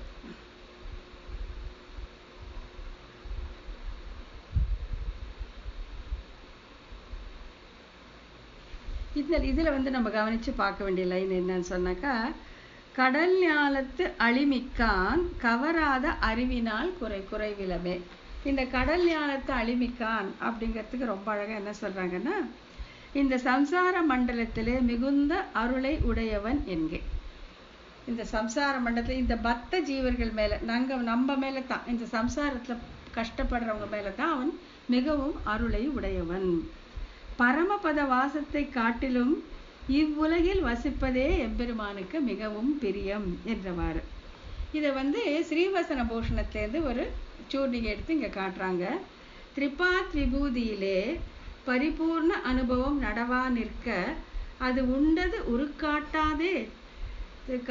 தேசாந்திரனான புத்திரன் பக்கத்திலே பித்ரு இதயம் கிடக்குமா போலே சம்சாரிகள் பக்கத்திலே திருவிள்ளம் குடி போய். அதாவது ஒரு அப்பாவுக்கு வந்து 3 பிள்ளைங்க இருக்கிறாங்கன்னு வச்சுக்கோங்களேன். 3 பிள்ளைங்க 2 பேர் கூடவே இருக்காங்க, ஆஸ்தி பாஸ்தி அந்தஸ்து எல்லாம் அனுபவிக்கிறாங்க. ஒருத்தன் மட்டும் தேசாந்திரியா பாவம் வெளிநாட்டில் எங்கேயோ வேலைப்பட்டு கஷ்டப்பட்டு சம்பாதிக்கிறான்னா, இந்த பிதாவுடைய மனசானது இங்கே கூட இருக்க புத்திரர்கள் மேலே செல்லாது. அந்த அனுபவம் அவருக்கு பெருசாக தெரியவே தெரியாது. அந்த தேசாந்திரியான புத்திரனையே நினச்சி நினச்சி நினச்சி வருத்தப்படுவாருன்னு சொல்லிட்டு அந்த பரமபதநாதன் அப்படிதான் தன்னோட நித்தியர்களும் முக்தர்களும் இருக்க செய்தேயும் அவர்களால் பரிபூர்ண அனுபவம் கிடைச்ச போதிலும் அவன் மனசெல்லாம் எங்கே இருக்கும்? இந்த சம்சாரத்தில் இருக்கிற இந்த பக்த ஜீவர்கள் மேலே. இவன் எப்போ தான் நம்மக்கிட்ட வருவான்னு அவர்கள் மீதே கவனமாக இருப்பான். அதை தான் வந்து கடல் ஞாலத்து அழிமிக்கான் அப்படிங்கிற அந்த வார்த்தையால் இங்கே நமக்கு தெரிகிறார். இப்படிப்பட்ட எம்பெருமான் விரும்பாத அறிவு எனக்கு எதற்கு அப்படின்னு சொல்லிட்டு, ஒன் தாமரையால் கேள்வன் ஒருவனையே நோக்கும் உணர்வு என்கிறபடியே அவனை நோக்கும் அறிவே அறிவு. அது சித்தாந்தமாய் இருப்பது போல அவனால் விரும்பப்படும் அறிவே அறிவு என்பது சித்தாந்தம் ஆகிறது. அதாவது ஒன் தாமரையால் கேள்வன் ஒருவனையே நோக்கும் உணர்வு, அவன்தான் அந்த ஒன் தாமரையாள்னா பிராட்டி, அவனுடைய கேள்வன் ஸ்ரீயை பத்தி திருமகள் கேள்வன், அவன் ஒருவனையே நோக்கும் உணர்வு தான், அதுதான் அறிவு. அந்த அறிவு இப்போ அவனுக்கு பிரயோஜனப்படலை, அவன் வேண்டான்ட்டான், இந்த அறிவு எனக்கும் வேண்டாம் அப்படின்னு பராங்குச நாயகி இங்கே சொல்வதை போல இருக்கிறது. அடுத்தது ரொம்ப அழகான ஒரு பாசுரம், 6வது பாசுரம். அறிவினால் குறைவில்லான்னு ஆரம்பிக்கிறது. அதுல வந்து நெறியெல்லாம் எடுத்துரைத்த நிறைஞானத்து ஒரு மூர்த்தி அப்படின்னு எம்பெருமான கொண்டாடுறான். இந்த லைனுக்கு என்ன அர்த்தம்னாக்கா, பகவத்கீதையில கிருஷ்ணன் வந்து எல்லா மோட்ச சாதனைகளும் சொன்னா இல்லையா, கர்மஞானம், கர்மயோகம், பக்தி யோகம், ஞான யோகம் எல்லாமே, இது புருஷோத்தம வித்யை, அவதார ரகசியம் எல்லாம் சொல்லி கொடுத்தான். ஆகையில சொன்னதுனால நெறியெல்லாம் அதாவது கர்ம ஞான பக்தி யோகங்கள், பிரபத்தி, அவதார ரகசியம், அப்புறம் வந்து புருஷோத்தம வித்யை முதலான சகல உபாயங்களையும் திருவுள்ளம் பற்றி நெறியெல்லாம் எடுத்துடைத்த நிறைஞானத்து ஒரு மூர்த்தி எல்லாம் சொல்லி கொடுத்துட்டான். பகவத்கீதையில ஒண்ணு பாக்கி வச்சானா, எல்லா மோட்ச சாதனங்கள் என்னென்ன உண்டோ அதெல்லாம், நெறியெல்லாம், எல்லா நெறிகளும், எல்லா மோட்சத்துக்கு எதெல்லாம் நெறியோ அதை எல்லாவற்றையும் ஒன்று மறைக்காம அர்ஜுனனை வியாஜ்யமாக இட்டுக்கொண்டு நம்ம எல்லோருக்குமே அவன் கற்றுக் கொடுத்து விட்டான். ஆகையால் அவன் நெறியெல்லாம் எடுத்துரைத்த நிறைஞானத்து ஒரு மூர்த்தி, அவன் கிரியம்மான் கவராத கிளரொளியால் குறைவிலவே. அப்பேற்பட்ட அந்த நெறியெல்லாம் எடுத்துரைத்த நிறைஞானத்து ஒரு மூர்த்தி கவராத அந்த இதனால நமக்கு வந்து கிளர் ஒளியால் நமக்கு எந்த விதமான பயனும் இல்லை அப்படின்னு சொல்லிடுறாங்க. அப்புறம் வந்து 7வது பாசுரத்துல 8வது பாசுரத்துல 8வது இல்லை 9வது பாசுரத்துல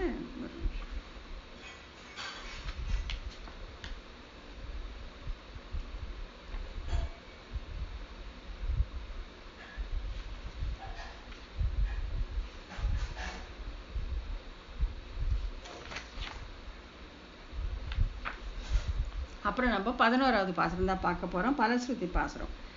இதுல என்னன்னா, உயிரினால் குறைவில்லா உலகே தன்னுள் ஒக்க உடுங்கி தயிர் வெண்ணெய் உண்டானே தடங்குருகூர் சடகோப்பன் செரியில் சொல் இசை மாலை 1010 வைரம் சேர் பிறப்பறுத்து வைகுந்தம் நண்ணுவரே அப்படின்ட்டு இதோட பலஸ்ருதியை சொல்லியிருக்காங்க. இப்போ என்னன்னு சொன்னாக்கா, இப்போ இதில் என்ன சொல்கிறாங்கன்னா, தயிர் வெண்ணெய் உண்டானே, அதாவது உயிரினால் குறைவில்லா உலகேழ் தன்னுள் ஒடுக்கி தயிர் வெண்ணெய் உண்டானே. இப்போது பிரளய காலத்தில் எம்பெருமான் என்ன பண்ணுறான்னாக்கா, எல்லா உலகங்களையும் தனக்குள்ளே ஒடுக்கி கொண்டான், தனக்குள்ளே ஒடுக்கி கொண்டான். இப்போ என்னென்னா, இது வந்து ரொம்ப அழகாக என்ன சொல்கிறாங்கன்னா, ஒரு கர்ப்பிணி பெண்ணை போலன்ட்டு எல்லா உசிரையும் உசிரை தனக்குள்ளே வச்சிருக்கா இல்லையா கர்ப்பிணி பெண், அந்த மாதிரி இந்த எம்பெருமான் வந்து எல்லாவற்றையும் தன் வயிற்றுக்குள்ளே வைத்து கொண்டான். வச்சுட்டு என்ன பண்ணுறான்னா, அந்த உள்ளே இருக்க சிசுவுக்கு ஆகாரம் வேணும் இல்லையா, ஒரு கர்ப்பிணி பெண்ணுக்கு அதுக்கு தானே நம்ம வந்து நல்லா சாப்பிடுமா, நியூட்ரிஷியஸ் ஃபுட் சாப்பிடு, அயர்ன் சாப்பிடு, கால்சியம் சாப்பிடு, ஏன்னா அந்த வயிற்றில் உள்ள குழந்தை நல்லா இருக்கணுங்கிறதுக்காக. அந்த மாதிரி எம்பெருமான் இந்த உலகம் இந்த பிரபஞ்சத்தையே முழுங்கிட்டு அதுங்களுக்கு எல்லாம் ஆகாரம் வேணும் அப்படின்ட்டு தயிரையும் வெண்ணையும் வாங்கி வாரி வாரி வாரி உண்டான் அப்படின்ட்டு ரொம்ப அழகாக சொல்கிறாங்க.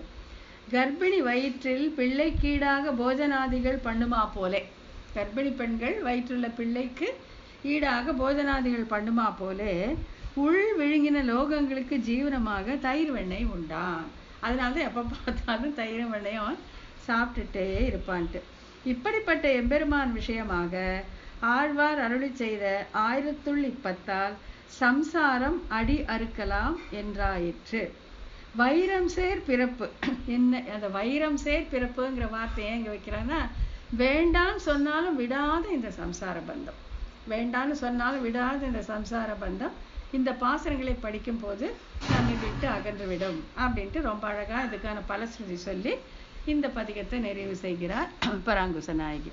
இப்போ அடுத்தது வந்து இந்த மாசரு ஜோதி அப்படிங்கிற பதிகம், அது ரொம்ப ரொம்ப அழகான ஒரு பதிகம்.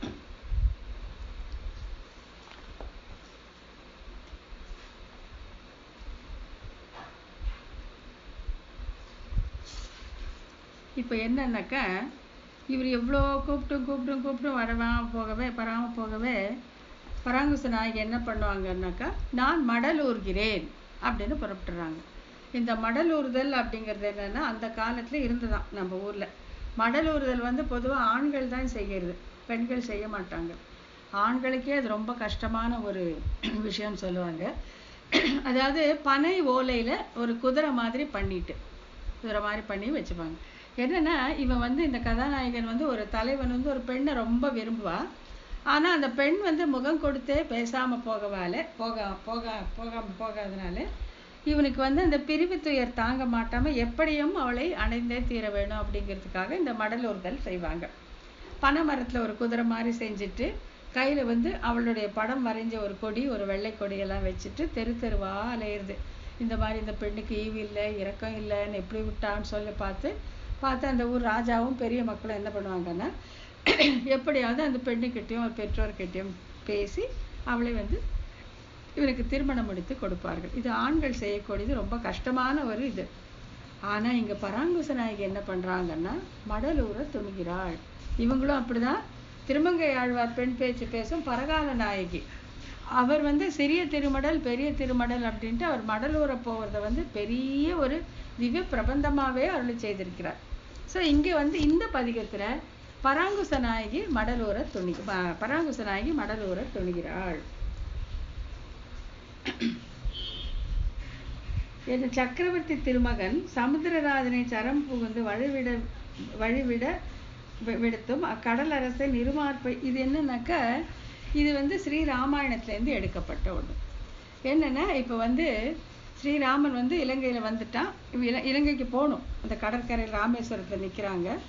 அப்போ வந்து சமுத்திரராஜன் கிட்ட வந்து பாவம் சரணாகதி பண்ணுறான் ஸ்ரீராமன்.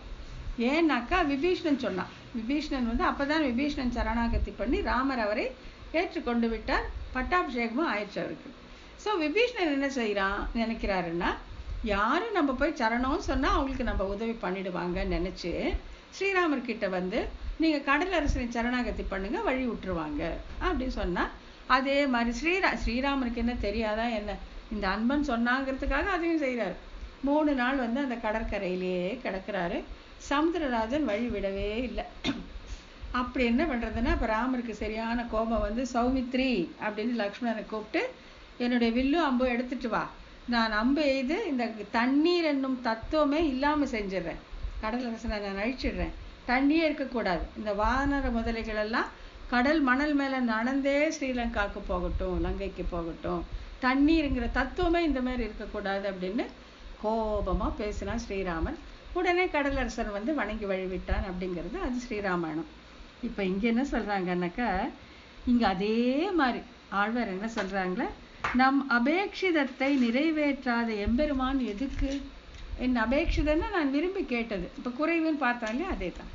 நம்முடைய அபேட்சிதத்தை நிறைவேற்றாத இந்த எம்பெருமான் எதுக்கு, நான் என்ன கேட்டேன் இவர்கிட்ட, எனக்கு அது வேணும் இது வேணும் இந்திரலோகம் வேணும் சந்திரலோகம் வேணும் நான் கேட்டேன் இல்லையே, உன்னை பார்க்கணும், நீ வரணும், உன்னை நான் கண்ணார காணணும்னு கேட்டா அதுக்கு கூட இசையாகிவிட்டால் நீ எதுக்கு, எம்பெருமான் எதுக்கு என்று பகவத் தத்துவத்தை இல்லை செய்துவிட பார்க்கிறார். அவ்வளோ கோபம்.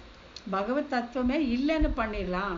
எப்படி வந்து ஸ்ரீராமன் தண்ணீர் என்னும் தத்துவத்தை இல்லை என்று வற்றடித்து விடுகிறேன், கடலையை வற்றடித்து விடுகிறேன், வானமரது முதலிகள் நடந்தே போகட்டும் சொன்ன மாதிரி இவருக்கு அவ்வளோ பராங்குச நாயகிக்கு அவ்வளோ ஏமாற்றம், அவ்வளோ கோபம். நான் உங்ககிட்ட வேற ஒண்ணுமே கேட்கல, உன்னை பார்க்கணும் தானே கேட்கிறேன், அதுல உனக்கு என்ன கஷ்டம் அப்படின்ட்டு எம்பெருமான் என்னும் பகவத் தத்துவமே இல்லை என்று செய்துவிட பார்க்கிறார் இந்த பதிகத்துல. அதுலதான் எல்லாம் மடல சொல்லிட்டு இப்படி நிஜமாவே மடல் இருந்தாரா பராங்குச நாயகின்னு? இல்லை, நிஜமாவே மடல் இல்லைன்னா அது பெண்மை என்னும் அந்த இதுக்கு அடக்கத்துக்கு மாறுபட்ட ஒரு செயல். மடல் ஊறவில்லை. ஆனால் என்னன்னா அப்படியே சொல்லி சொல்லி சொல்லி சொல்லி அவனை வந்து தன்னுடைய வழிக்கு கொண்டாந்துடுறான். அதுதான்.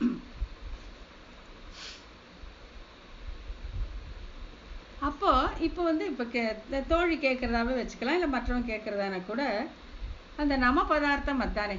திருவெற்றில வந்து எம்பெருமான் வந்து நம்மை காப்பாற்ற வேண்டும், அவனே உபாயம் என்று ஆறி இருப்பது தானே நம்ம ஸ்வரூபம். அதை விட்டுட்டு இந்த நாராயண பதார்த்தத்தை மனசை வச்சுட்டு இந்த மாதிரி மடலூரும் அளவுக்கு போவது தவறு இல்லையா? இது உபாயமாக ஆகிவிடாதா?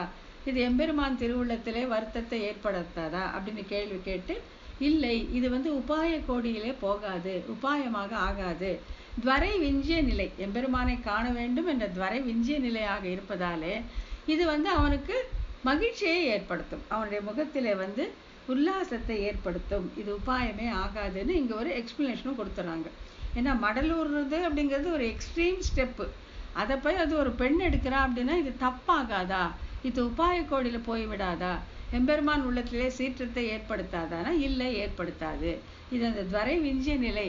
அவனை பார்க்கணுங்கிற ஆசையால் பண்ணுறதுனால அவன் முகத்திலே ஆச்சரியத்தை ஏற்படுத்துமே தவிர அவன் திருவுள்ளத்திலே சீற்றத்தை ஏற்படுத்தாது அப்படின்னு சொல்லிடுறாங்க. எப்படின்னாக்க, நம்மே ஆசைப்பட்டு இங்கனம் துடிக்க பெறுவதே என்று அவன் திருமகம் மலரகைக்கு உறுப்பாகும். ஆகையால தான் இப்படி ஒரு மடல் ஊர்தல் பாசுரத்தை இவங்க கையில் எடுக்கிறாங்க. இப்போ இதுல இந்த முதல் பாசுரம் மாசரு சோதி அப்படின்னு ஆரம்பிக்கும். மாசரு சோதியில இதுல பாசர வெய்தி அறிவிழந்த எந்தனை நாளும் என்றும் என்று என்று என்றும் ஒருவர் என்றும் பிரிண்டே போயிட்டு இருக்குது. ஊரார் கவ்வை தோழி என் செய்யுமே அப்படின்ட்டு தோழி கிட்ட பேசுறாங்க இந்த பராங்குசனாய். பிரிண்டே இல்லாம போயிடுச்சு. இதுல என்ன பாசர வெய்தி அப்படிங்கிற வார்த்தைக்கு தான் என்ன அர்த்தம் அப்படின்னு பார்த்தாக்கா, பலவையாக பொருள் கூறுவர். இந்த பாசர வெய்தி அப்படிங்கிறது 3வது லைன்ல வருது. என்னன்னா, பாசரவு என்று துக்கத்துக்கு பெயர். அதை எய்தி நீ பார்க்காட்டி நான் துக்கப்பட்டுக்கிட்டு தான் இருப்பேன். அப்புறம் பாசு அற என்று பிரித்து பார்த்தால் அப்படின்னாக்கா, பசுமை நிறம் அழிய, அதாவது என்னுடைய இந்த இளமையெல்லாம் அழிந்து போகும்படி. அதுக்கு அடுத்தது இன்னொன்று என்ன, பாசு அற என்றது பாசம், பந்துக்கள் பக்கத்திலே பாசம் நீங்கி அப்படின்னு இந்த 3 அர்த்தத்தையும் இந்த பாசற அப்படிங்கிறதுக்கு கொடுக்குறாங்க. அப்போ தோழி கேட்குறா, இது என்ன இது, இப்போ ஒரு பெண்ணா இருந்துட்டு, அதுவும் இப்படிப்பட்ட ஒரு கெட்டிக்கார பெண்ணா இருந்துட்டு இந்த மாதிரி மடலூர்லாம் அப்படின்னு சொல்றியே, இது என்ன உனக்கு ஸ்வரூப ஞானமே இல்லாம போச்சா அப்படின்னு தோழி கேட்குற மாதிரி ஒரு கண்டிஷன். என்னன்னா, நம்ம ஸ்வரூபம் என்ன, எம்பெருமானுக்கு அடிமையாக இருப்பது, அவனே நம்ம ஆட்கொள்ள வேண்டும்னு இருக்கிறது, அவனே உபாயம்னு இருக்கிறது. அந்த ஸ்வரூப ஞானத்தையே நீ தொலைச்சிட்டியா, ஏன் இப்படி மடலூர்ங்கிற அளவுக்கு போறியே அப்படின்ட்டு தோழி மெதுவா கேட்டு பார்க்குறேன். அப்போ அதுக்கு என்ன சொல்றாங்கன்னாக்கா, என்னைக்கு எம்பெருமான் எனக்கு மயர்வர மதிநலம் கொடுத்தானோ அப்பவே என்னுடைய அறிவு அழிஞ்சு போச்சு. அப்படின்னா என்னன்னா, தன்னை பற்றி அவ்வளவு தூரம் சொல்லி கொடுத்துட்டான், அப்பவே என்னுடைய அறிவு அழிந்து போயிற்று அப்படின்னு சொல்லிட்டு, மயர்வர மதிநலம் அருள பெற்ற அன்றே போயிற்று அல்லவோ நம்முடைய அறிவு, அப்பவே போயிடுச்சு, அப்பவே என்னுடைய புத்தி போயிடுச்சு. அவன் கொடுத்தது என்னவோ தன்னை பற்றி அறிய வேண்டுமறதுக்காக அந்த மயர்வர மதிநலத்தை அருளினான் எம்பெருமான். அந்த அறிவே தானே அவனை பற்றி தெரிந்து கொள்வதற்கு காரணமாயிற்று. அவருடைய கல்யாண குணங்கள் என்ன, திவ்ய விக்கிரம் என்ன, விபூதிகள் என்ன எல்லாம் தெரிஞ்சுட்டு இப்ப அறிவழிந்து இருக்கிறதுக்கும் அதே தான் காரணமா போச்சு அப்படின்னு சொல்லி, நான் அறிவுள்ளவளா இருந்தாக்கா திவ்யக்களை தூது விடுவேனா, நாரையும் கிளியையும் இன்னொன்னையும் தூது விடுவேனா, அப்பவே என்னுடைய அறிவழிந்து போச்சுன்னு உனக்கு தெரியவில்லையா அப்படின்னு சொல்லி தோழிக்கிட்ட கேட்குறாங்க இந்த பராங்குச நாயகி. அப்போ என்ன சொல்றாங்கன்னாக்கா, சரி பரவாயில்ல, நீ சொல்றது நியாயமா தான் படுத்து, அவனுடைய அந்த நாராயண பதார்த்தத்துல இது விழுந்து நீ இவ்வளவு தூரம் பண்ற, இருந்தாலும் என்ன பண்ணணும், ஊரார் என்ன சொல்ல அவங்க நம்ம யோசிக்க வேண்டாமா? ஒரு பெண் பிள்ளை போய் மடல் ஊர்றாள்னு சொன்னாக்கா எல்லாம் கேலியா பேசுவாங்களே அப்படின்னு கேட்குறான். சொன்னா என்ன சொல்றாங்க, ஊரார்கவ்வை என் செய்யும் அப்படின்னு கேட்குறாங்க. அது என்னன்னாக்கா, இப்போ இந்த ஊரார்கவ்வை நம்ம முன்னாலேயே ஒரு முறை பார்த்துருக்கோம். அதாவது அந்த பக்தி உழவன் அப்படின்ட்டு ஒரு ஆச்சாரியர்கள் பார்த்தாலே சூத்திரம், அல்லது ஊரார்கவ்வை எருவாக இட்டு அப்படின்ட்டு. இந்த ஊரார் கண்டபடி பேசுறதே இந்த பக்தி பயிர் வளர்வதற்கு ஒரு எருவாக இருக்கிறது. கவ்வை அப்படின்னா அங்க எரு. அதனால இப்ப ஊரார் என்ன சொன்னா என்ன, அதை பத்தி எனக்கு பிரச்சனையே கிடையாது, அது எனக்கு எருவாகத்தான் இருக்குமே தவிர அதை பத்தி நான் கவலைப்பட மாட்டேன் அப்படின்னு சொல்றேன். இங்க என்ன அப்படின்னு சொன்னாக்கா, இப்போ இங்க என்னைன்னு சொல்றாத நம்மை அப்படின்னு சொல்றாங்க. நம்மை அப்படின்னு சொல்றாங்க. ஏன் அப்படின்னு பார்த்தாக்கா, தோழியை தன்னோட சேர்த்துக்கிட்டான். இப்போ பராங்குச நாயகி தோழி யாரு, பிரணவத்தாலே அந்த அந்த பந்தத்தை தெரிவிப்பவள், அந்த இருக்கிற பந்தத்தை தெரிவிக்கக்கூடியவள் இல்லையா, அவளையும் இப்ப தன்னோட சேர்த்துக்கிட்டா. இத்தனை நாள் என்ன நினைச்சிட்டா, இந்த தோழி கூட அம்மா மாதிரி தான் போல இருக்கு, நம்ம பதார்த்தம் போலதான் இருக்கு, இவள் என்னை தலைவனுடன் சேர விட மாட்டான்னு நினைச்சிருந்தான். ஆனா இப்ப தோழி கொஞ்சம் கொஞ்சம் அனுகூலமாக பேச பேச பேச இவள் எனக்கு ஏற்றவள் அப்படின்னு சொல்லி தெரிஞ்சுக்கிட்டா. இது எப்படின்னு சொன்னாக்கா, இது அச்சம் நாணம் மடம் அச்சம், இது ஸ்ரீத்துவ குணங்களை ஏற்க செய்கை. 100,000 புருஷோத்தமர்கள் கூடினாலும் தோற்க போக வேண்டிய தவிர வேறில்லை என்றிருந்த என்னுடைய ஸ்ரீத்வத்தை கஹ புண்டரீக நயனகா என்னெல்லாம்படியான ஒரு புருஷோத்தமன் புண்டரீக நயனத்தை காட்டி என்னை கொள்ளை கொண்டு போய்விட்டான் அப்படின்னு சொல்கிறார். அதாவது இந்த நிறை கொன்றது, என்னுடைய நிறையை அவன் கொண்டான் அப்படின்னு சொல்றான். என்னன்னா 100,000 புருஷோத்தமர்கள் கூடினாலும் என்னுடைய ஸ்ரீத்வத்தை அபகரிக்க முடியாது, அவங்களால ஒண்ணுமே பண்ண முடியாது. அப்படிப்பட்ட என்னுடைய ஸ்திரீத்வத்தை, என்னுடைய பெண்மையை, என்னுடைய நிறையை இந்த கமலநயனன், இந்த அழகான புண்டரீகாட்சன் தன்னுடைய கண்ணால் கொள்ளை கொண்டு விட்டான். இனி நான் என்ன பண்றது? நான் கண்டிப்பாக அவனை அடைவதற்காக மடலூர்தே தீர வேண்டும் அப்படின்னு சொல்லி டிசைட் பண்ணிக்கிறாங்க. அப்புறம் என்னது, சரி என்ன ஆகுறதுக்க தோழிக்கும் கொஞ்சம் சந்தோஷம் ஆயிடுச்சு. இந்த மாதிரி பேச பேச பரவாயில்ல, நம்ம சம்பந்த ஞானத்தை சொன்ன உடனே பரவாயில்ல அப்படின்னு சொல்லிட்டு சந்தோஷப்படுறா தோழியும். அப்போ தோழியும் சந்தோஷப்படவே இந்த பராங்குசனாகி சரி இவன் நம்ம கட்சி தான்னுட்டு அவளை இழுத்து அணைத்து கொள்கிறாள். இதை பார்த்தா எப்படி இருக்குன்னாக்கா, சீதா பிராட்டி ஆரண்யத்தில் தனியாக இருக்கும், அது அசோகவனத்தில் தனியாக இருந்த பொழுது ஹனுமான் வரார். ஹனுமான் வந்த உடனே தாயார் என்ன நினச்சிக்கிறாங்க, இதுவும் ராட்சச வர்க்கம்னு நினச்சிக்கிறான். இது ராட்சசன் தான் இந்த மாதிரி வேஷம் போட்டு வந்திருக்கான்னு நினச்சிட்டு என்ன பண்ணுறான், பயப்படுறான்.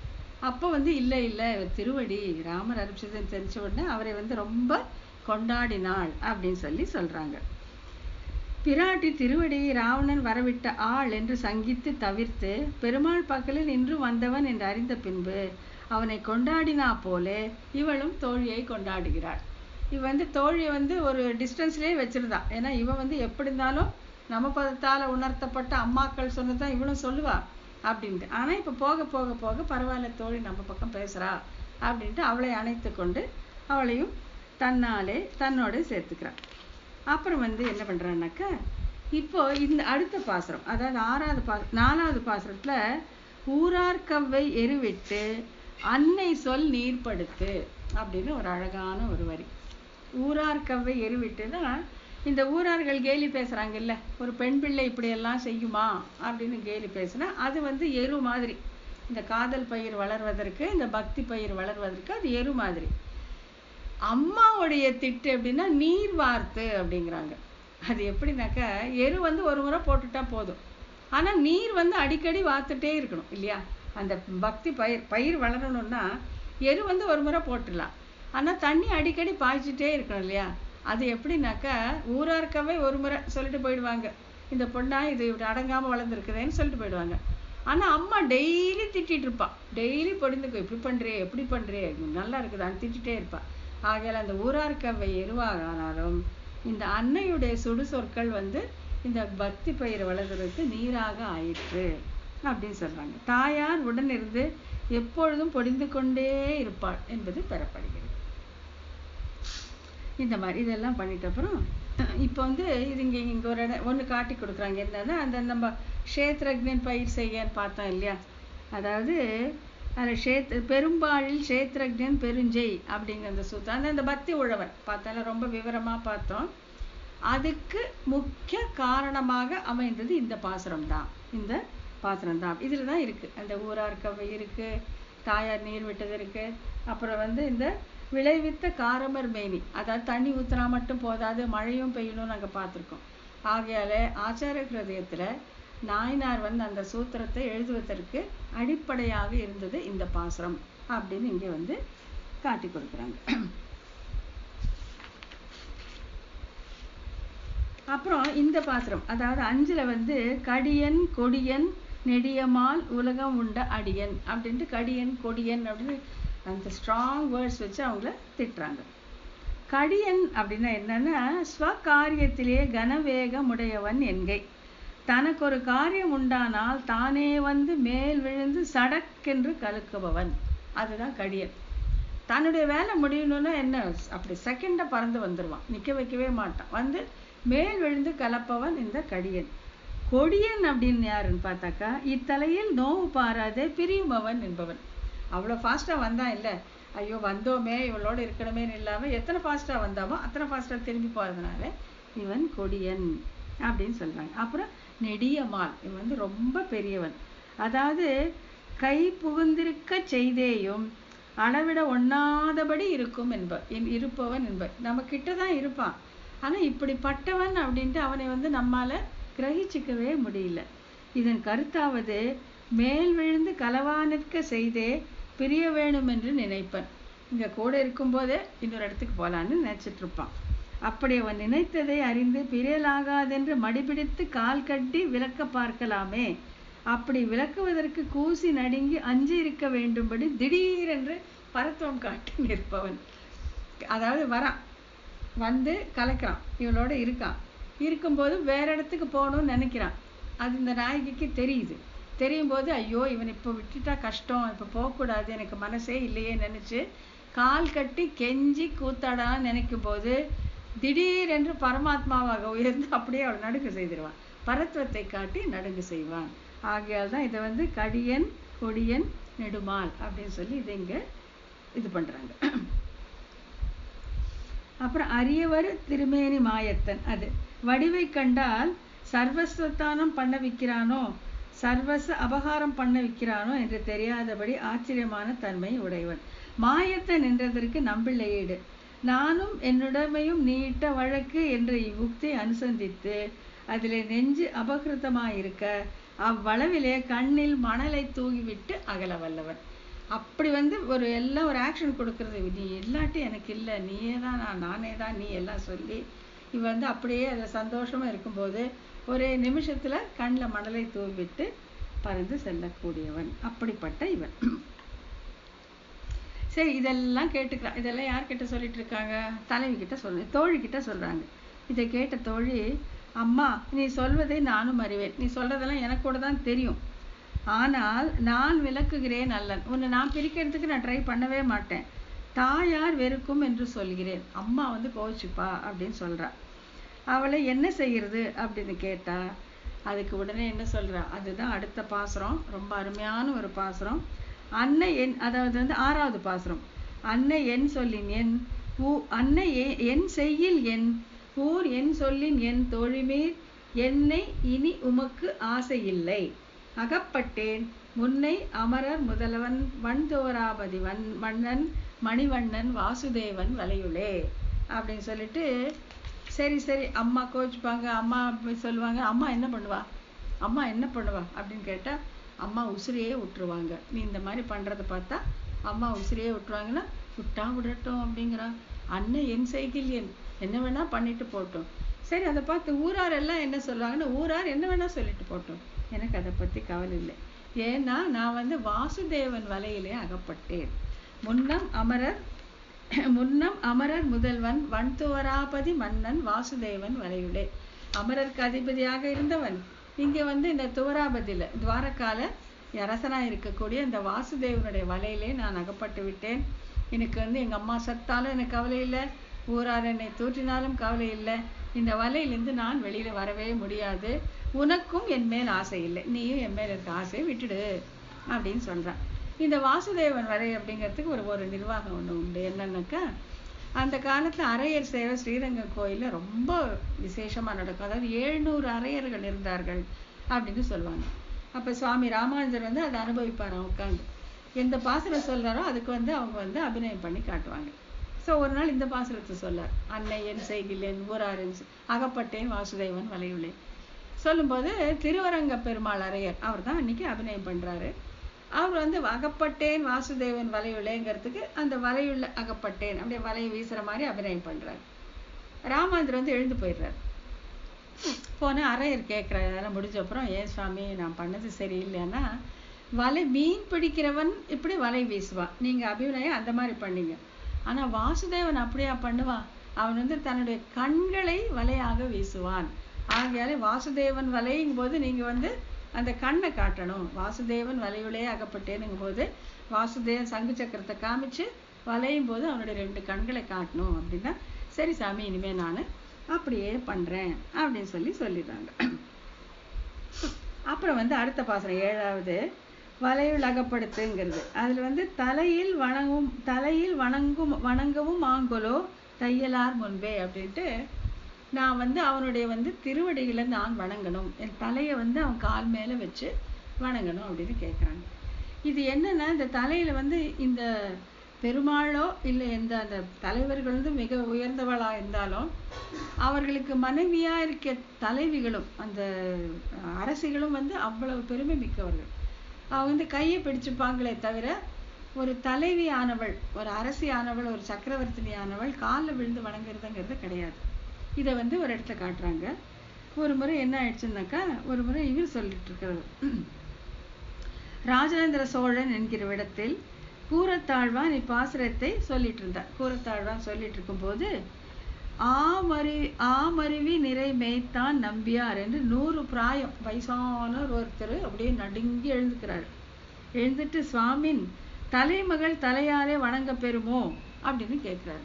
தலைமகள் வந்து தன்னுடைய தலை வச்சு தலைவனை வணங்க முடியுமா அப்படின்னா, இதில் என்ன சந்தேகம், சிஷ்டாச்சாரம் உண்டு காணும், ஸ்ரீ ஜனகராஜன் திருமகள் அனுஷ்டித்தாள் காணும் அப்படின்ட்டு இது இருக்கு எவிடன்ஸே. அந்த வயசானவர் கேட்கிறாரு, தலைவி வந்து தலைவனோட காலில் தலை வச்சு வணங்குறது உண்டானா இருக்கு, சீதா பிராட்டியே பண்ணியிருக்கா அப்படின்னு சொல்றாங்க. இது என்ன கதை அப்படின்னு பார்த்தாக்கா, இப்போ வந்து இது காட்டில் போயிட்டு இருக்காங்க. பரதன் வராரு. பரதன் வந்த உடனே என்ன பண்றாரு, அந்த பாதுகைகளை வாங்கிட்டு வடக்கே போயிடுறாரு. இந்த ராவணன் வந்து சீதா பிராட்டியை எடுத்துட்டு தெற்கே போயிட்டான். ஆகையால எம்பெருமான ஸ்ரீராமனுக்கு உடைய ரெண்டுமே அவனை விட்டு பிரிஞ்சிருச்சு. பாதுகை வடக்கா போயிடுச்சு, சீதா பிராட்டி தெற்கே போயிட்டான். அந்த வடக்கே போன பாதுகைக்கு எவ்வளவு கொண்டாட்டம். அதுக்கு பட்டாபிஷேகம் பண்ணி வணங்கி ஒரு சக்கரவர்த்தி மாதிரி அந்த பாதுகை அப்படி வந்து அவ்வளோ சந்தோஷமா அவ்வளோ கொண்டாடப்பட்டது. ஆனா தெற்கா போன சீதா பிராட்டி படாத பாடுபட்டார், அரக்கைகளிலேயே மாட்டிக்கொண்டு. அப்ப சீதா யோசிச்சு பார்த்தாலாம், இது என்னவா இருக்கும், அந்த பாதுகை என்ன பண்ணுச்சு, நான் என்ன பண்ணல, ஏன் அது அவ்வளோ பெருமையோடு இருக்கு, நான் ஏன் இவ்வளோ கஷ்டப்படுறேன்னு யோசிச்சு பார்த்துட்டு சீதா நினைக்கிறா, அது வந்து அவனுடைய திருவடியே பற்றி இருந்தது. பாதுகை வந்து ஸ்ரீராமனுடைய திருவடிகளையே பற்றி இருந்தது. நான் வந்து அவனுடைய கையே பிடிச்சிட்டு இருந்தேன், ஏன்னா நான் தர்ம பத்தினிங்கிறதுனால. ஆகையால தான் வந்து அந்த திருவடிங்கிறது வந்து அவ்வளோ பெருமை பெற்றது. ஆகையால நானும் திருவடியிலே விழுந்து வணங்குவேன் அப்படின்ட்டு ஹனுமான் கிட்ட சொல்லி அனுப்புறான் ஸ்ரீராமனுக்கு, நான் தலையால் அவன் திருவடியிலே விழுந்து வணங்குவேன் அப்படின்ட்டு. இதை வந்து ரொம்ப என்ன சொல்லுவாங்கன்னாக்கா, எம்பெருமானை பிடிக்கிறது வந்து அவனுடைய கையை பிடிக்கிற மாதிரி உதறிட்டு போயிடுவான், வேணும்னா பிடிச்சுப்பான் இல்லாட்டி. ஆனா ஆச்சாரியரை பிடிக்கிறது வந்து திருவடிகளை பற்றுற மாதிரி. திருவடியை ஒருத்தர் காலை பிடிச்சிட்டாக்கா உதறிட்டு நம்ம போவே மாட்டோம், என்ன வேணும் ஏது வேணும்னு கேட்டு அதை செஞ்சுட்டு தான் போவோம். ஆகையால ஆச்சாரியனை பிடிப்பது வந்து திருவடியை பிடித்த மாதிரிட்டு இங்கே ஹனுமான் வந்து ஆச்சாரிய ஸ்தானத்துல வச்சு அவர்கிட்ட சொல்லி அனுப்புறான், நான் வந்து ராமனுடைய திருவடிகளிலே நான் தலை வைக்கிறேன்னு சொல்லிட்டு. இதையே வந்து கூரத்தாழ்வார் இங்கே அந்த 100 வயசானவருக்கு சொல்றாரு. சீதா பிராட்டியே சொல்லியிருக்கா, தலைமகளானவள் தலைவியானவள் தலைவன் காலையிலே விழுந்து வணங்குவது உண்டு அப்படின்ட்டு. அதை தான் இங்கே வந்து பராங்குச நாயகி தரையில் வணங்கவும் வாங்கலோ, என்னுடைய தலையை வந்து எம்பெருமானுடைய திருவடிகளை வைத்து வணங்குறதுக்கு என்னால முடியுமா அப்படின்னு சொல்லி கேட்குறாங்க. அப்புறம் வந்து இப்போ இது என்னதான் இருந்தாலும் இது தோழி வந்து இன்னும் பிடிக்கல, வேண்டாம் மடலூரை வேண்டான்னு சொல்லிட்டு இருக்காங்க. அப்ப என்ன சொல்றாங்கன்னா, இந்த 9வது பாசுரத்துல நானும் நிறையும் கவர்ந்து அந்த பாசுரத்துல என்ன சொல்றாங்கன்னா, ஆணையன் தோழி உலகு தோற்ற அலர் தூற்றி ஆம் கோணைகள் செய்து குதிரியாய் மடலூர்துமே அப்படின்னு எவ்வளோ ஸ்ட்ராங் வேர்ட்ஸாக யூஸ் பண்ணுறாங்க. என்ன அப்படின்னாக்கா, ஆணையன் தோழி நான் நிச்சயமா பண்ணத்தான் போறேன். உலகு தோறு ஒவ்வொரு உலகத்திலும் அலர் தூற்றி பழி தூற்றி ஆம் கோணைகள் செய்து செய்யக்கூடிய மிருக்குகளை செய்து என்னென்ன சேட்டை செய்யணுமோ எல்லாத்தையும் செய்து குதிரியாய் அடங்காத பெண்ணாய், யாருக்கும் அடங்காத பெண்ணாய் மடல் ஊர்தும், கண்டிப்பா நான் மடல் ஊற போகிறேன், இது ஆணை அப்படிங்கிறார். அதாவது அவ்வளோ லிமிட்டுக்கு வந்துட்டாங்க, லிமிட் ஆஃப் என்டியூரன்ஸ். இதுக்கு மேல வந்து மடல் ஊர்ந்தே தீரணும், இதை பார்த்து அவன் பயந்து வந்தே ஆகணுங்கிற அளவுக்கு போயிட்டாங்க.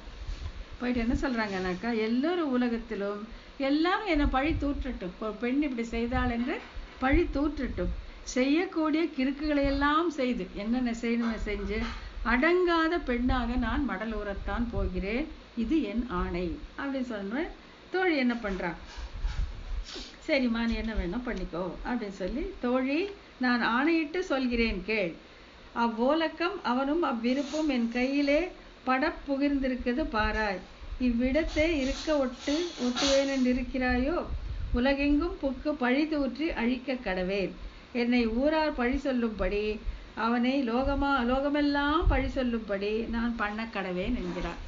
என்னை ஊரார் தூற்றுனா தூற்றிட்டு போட்டோம். இப்போ நான் மடல் வரும்போது எல்லாரும் யாரை திட்டுவாங்க? அவன் தான் திட்டுவாங்க. என்னை எப்படி பழி சொன்னார்களோ அதே மாதிரி அவனையும் பழி சொல்ல போகிறார்கள் அப்படின்னு சொல்லி 10வது பாசுரத்தில் என்னன்னா, ஒரு 2 நிமிஷம் தான். மடலூர் எம் ஆழியங்கை பிரானுடைய அப்படின்னு சொல்லிட்டு சொல்றாங்க. என்ன சொல்றாங்கன்னா, இப்போ வருவான். இப்போ நான் மடலூரை ஆரம்பிச்சுட்டா அவன் கண்டிப்பா வருவான். வந்து என்ன பண்ணுவான்? தன் கையிலுடைய சக்கரத்தை என் கையில் கொடுத்துருவான். என் கையில் இருக்க மடலை அவன் வாங்கிப்பான். கழுத்து இருக்க மாலையை போட்டுருவான். அப்போ என்னுடைய ஆசை நிறைவேறிவிடும் அப்படின்னு சொல்றாங்க. அவன் கையும் திருவாழியுமாய் போலன்றோ நான் கையும் மடலுமாக இருப்பது. அவன் கையில திருவாழி வச்சிருக்க மாதிரி தான் நான் கையில மடல் வச்சிருக்கேன். என் கையில் மடலும் புறப்பட்டால் அஞ்சி எதிரே வந்து என் கையில் ஆபரணத்தை வாங்கி என் கையிலே இட்டு தன் தோளில் மாலையை வாங்கி என் தோளிலே இட்டானாயில் குடியிருக்கிறான். இல்லையேல் எல்லாம் இல்லையாகிறது. இப்போ அவன் வரணும். நான் மடலோட துணிஞ்சுடனே வந்து அவன் என் கையில் இருக்க மடலை அவன் வாங்கிக்கணும். அவன் கையில் இருக்க ஆழியை அந்த சுதர்ஷன சக்கரத்தை என் கையில் கொடுத்துட்டோம். அவன் கழுத்தில் இருக்க மாலை எடுத்து என் கையில் போடணும். இப்படி பண்ணா பொழைச்சான், இல்லாட்டி அவன் காலி அப்படின்னு சொல்லிட்டு, இல்லை என்றால் எல்லாம் இல்லையாகிறது. இல்லவே இல்லை, பகவத் தத்துவமே இல்லைன்னு கூட நம்ம வச்சுக்கலாம் அப்படின்னு சொல்லி அந்த லிமிட்டுக்கு அவங்க போறாங்க. அப்புறம் 11வது இந்த பலஸ்ருதி பாசுரம். இதை உரைக்க வல்லாருக்கு வைகுந்தமாகும் ஊரெல்லாம். இதை சொல்ற நம்ம இந்த மாதிரி ஆழ்வார் மாதிரி நம்ம மடலூர் கஷ்டமெல்லாம் படவே தேவையில்லை. இந்த பாசுரத்தை சிரத்தையோடு இந்த 10 பாசுரங்களை நாம் படித்தால் நம்ம மடலூரவே வேண்டவே வேண்டாம். மடலூராமலே நாம் எம்பெருமானை அடைந்து விடலாம். வைகுந்தமாகவும் தம் ஊரெல்லாம் அப்படிங்கிறதுக்கு இந்த திருவாய்மொழியை சொல்லவர்களுக்கு உத்தேசிய பூமி பரமபதம் ஆகும். இந்த திருவாய்மொழியை நம்ம கத்துட்டாக்கா நம்ம மடலுறவே தேவையில்லை, தானே பரமதம் கிடைச்சிரும். இன்னொன்று, இவர்கள் நாடறிய மடல் எடுத்து கொண்டு புறப்படவே வேண்டாம். இவர்கள் இருந்த விடங்களிலே அவன் தானே நின்று நித்திய சம்லேஷனத்தை பண்ணுவான். ஆகையாலே அவர்கள் இருக்கும் இடமே பரமபதமாகும் அப்படின்னு சொல்றாங்க. அதாவது இப்படி இந்த 10 பாசுரங்களை கற்றவர்கள் பரமபத பிராப்தி அடைவது நிச்சயம், கண்டிப்பாக. அப்படி இல்லைன்னாக்கா இவர்கள் மடலுறவும் வேண்டாம், அவன் தானே இவர்களோடு சம்ஸ்லேஷிப்பதாலே இவர்கள் இருக்கும் இடமே பரமபதமாக ஆகிவிடும் அப்படின்னு 2 அர்த்தமாகவும் சொல்றாங்க. ஆகையால் எப்படி இருந்தாலும் இந்த 10 பாசுரங்களை கற்பவர்களுக்கு பரமபத பிராப்தி என்பது நிச்சயம் அப்படின்னு சொல்லி இதை தலை கட்டி இருக்கிறாங்க. ஸோ ஆகையால் இன்னைக்கு நம்ம 3 தலைவி பேச்சு பார்த்துட்டோம், 3 பார்த்துட்டோம். இன்னும் இருக்கு, அதாவது 17ல் 4 விட்டுட்டோம், 3 போச்சு. அப்போ 4 3 7 இன்னும் 10 இருக்கு, இன்னும் 10 பதிகங்கள் இருக்கு. அதை இப்படியே ஒரு 3 3 பார்த்து கூட நம்ம முடிச்சு விடலாம் அப்படின்னு நினைக்கிறேன். அடியேன் ராமானுஜதாஸ்.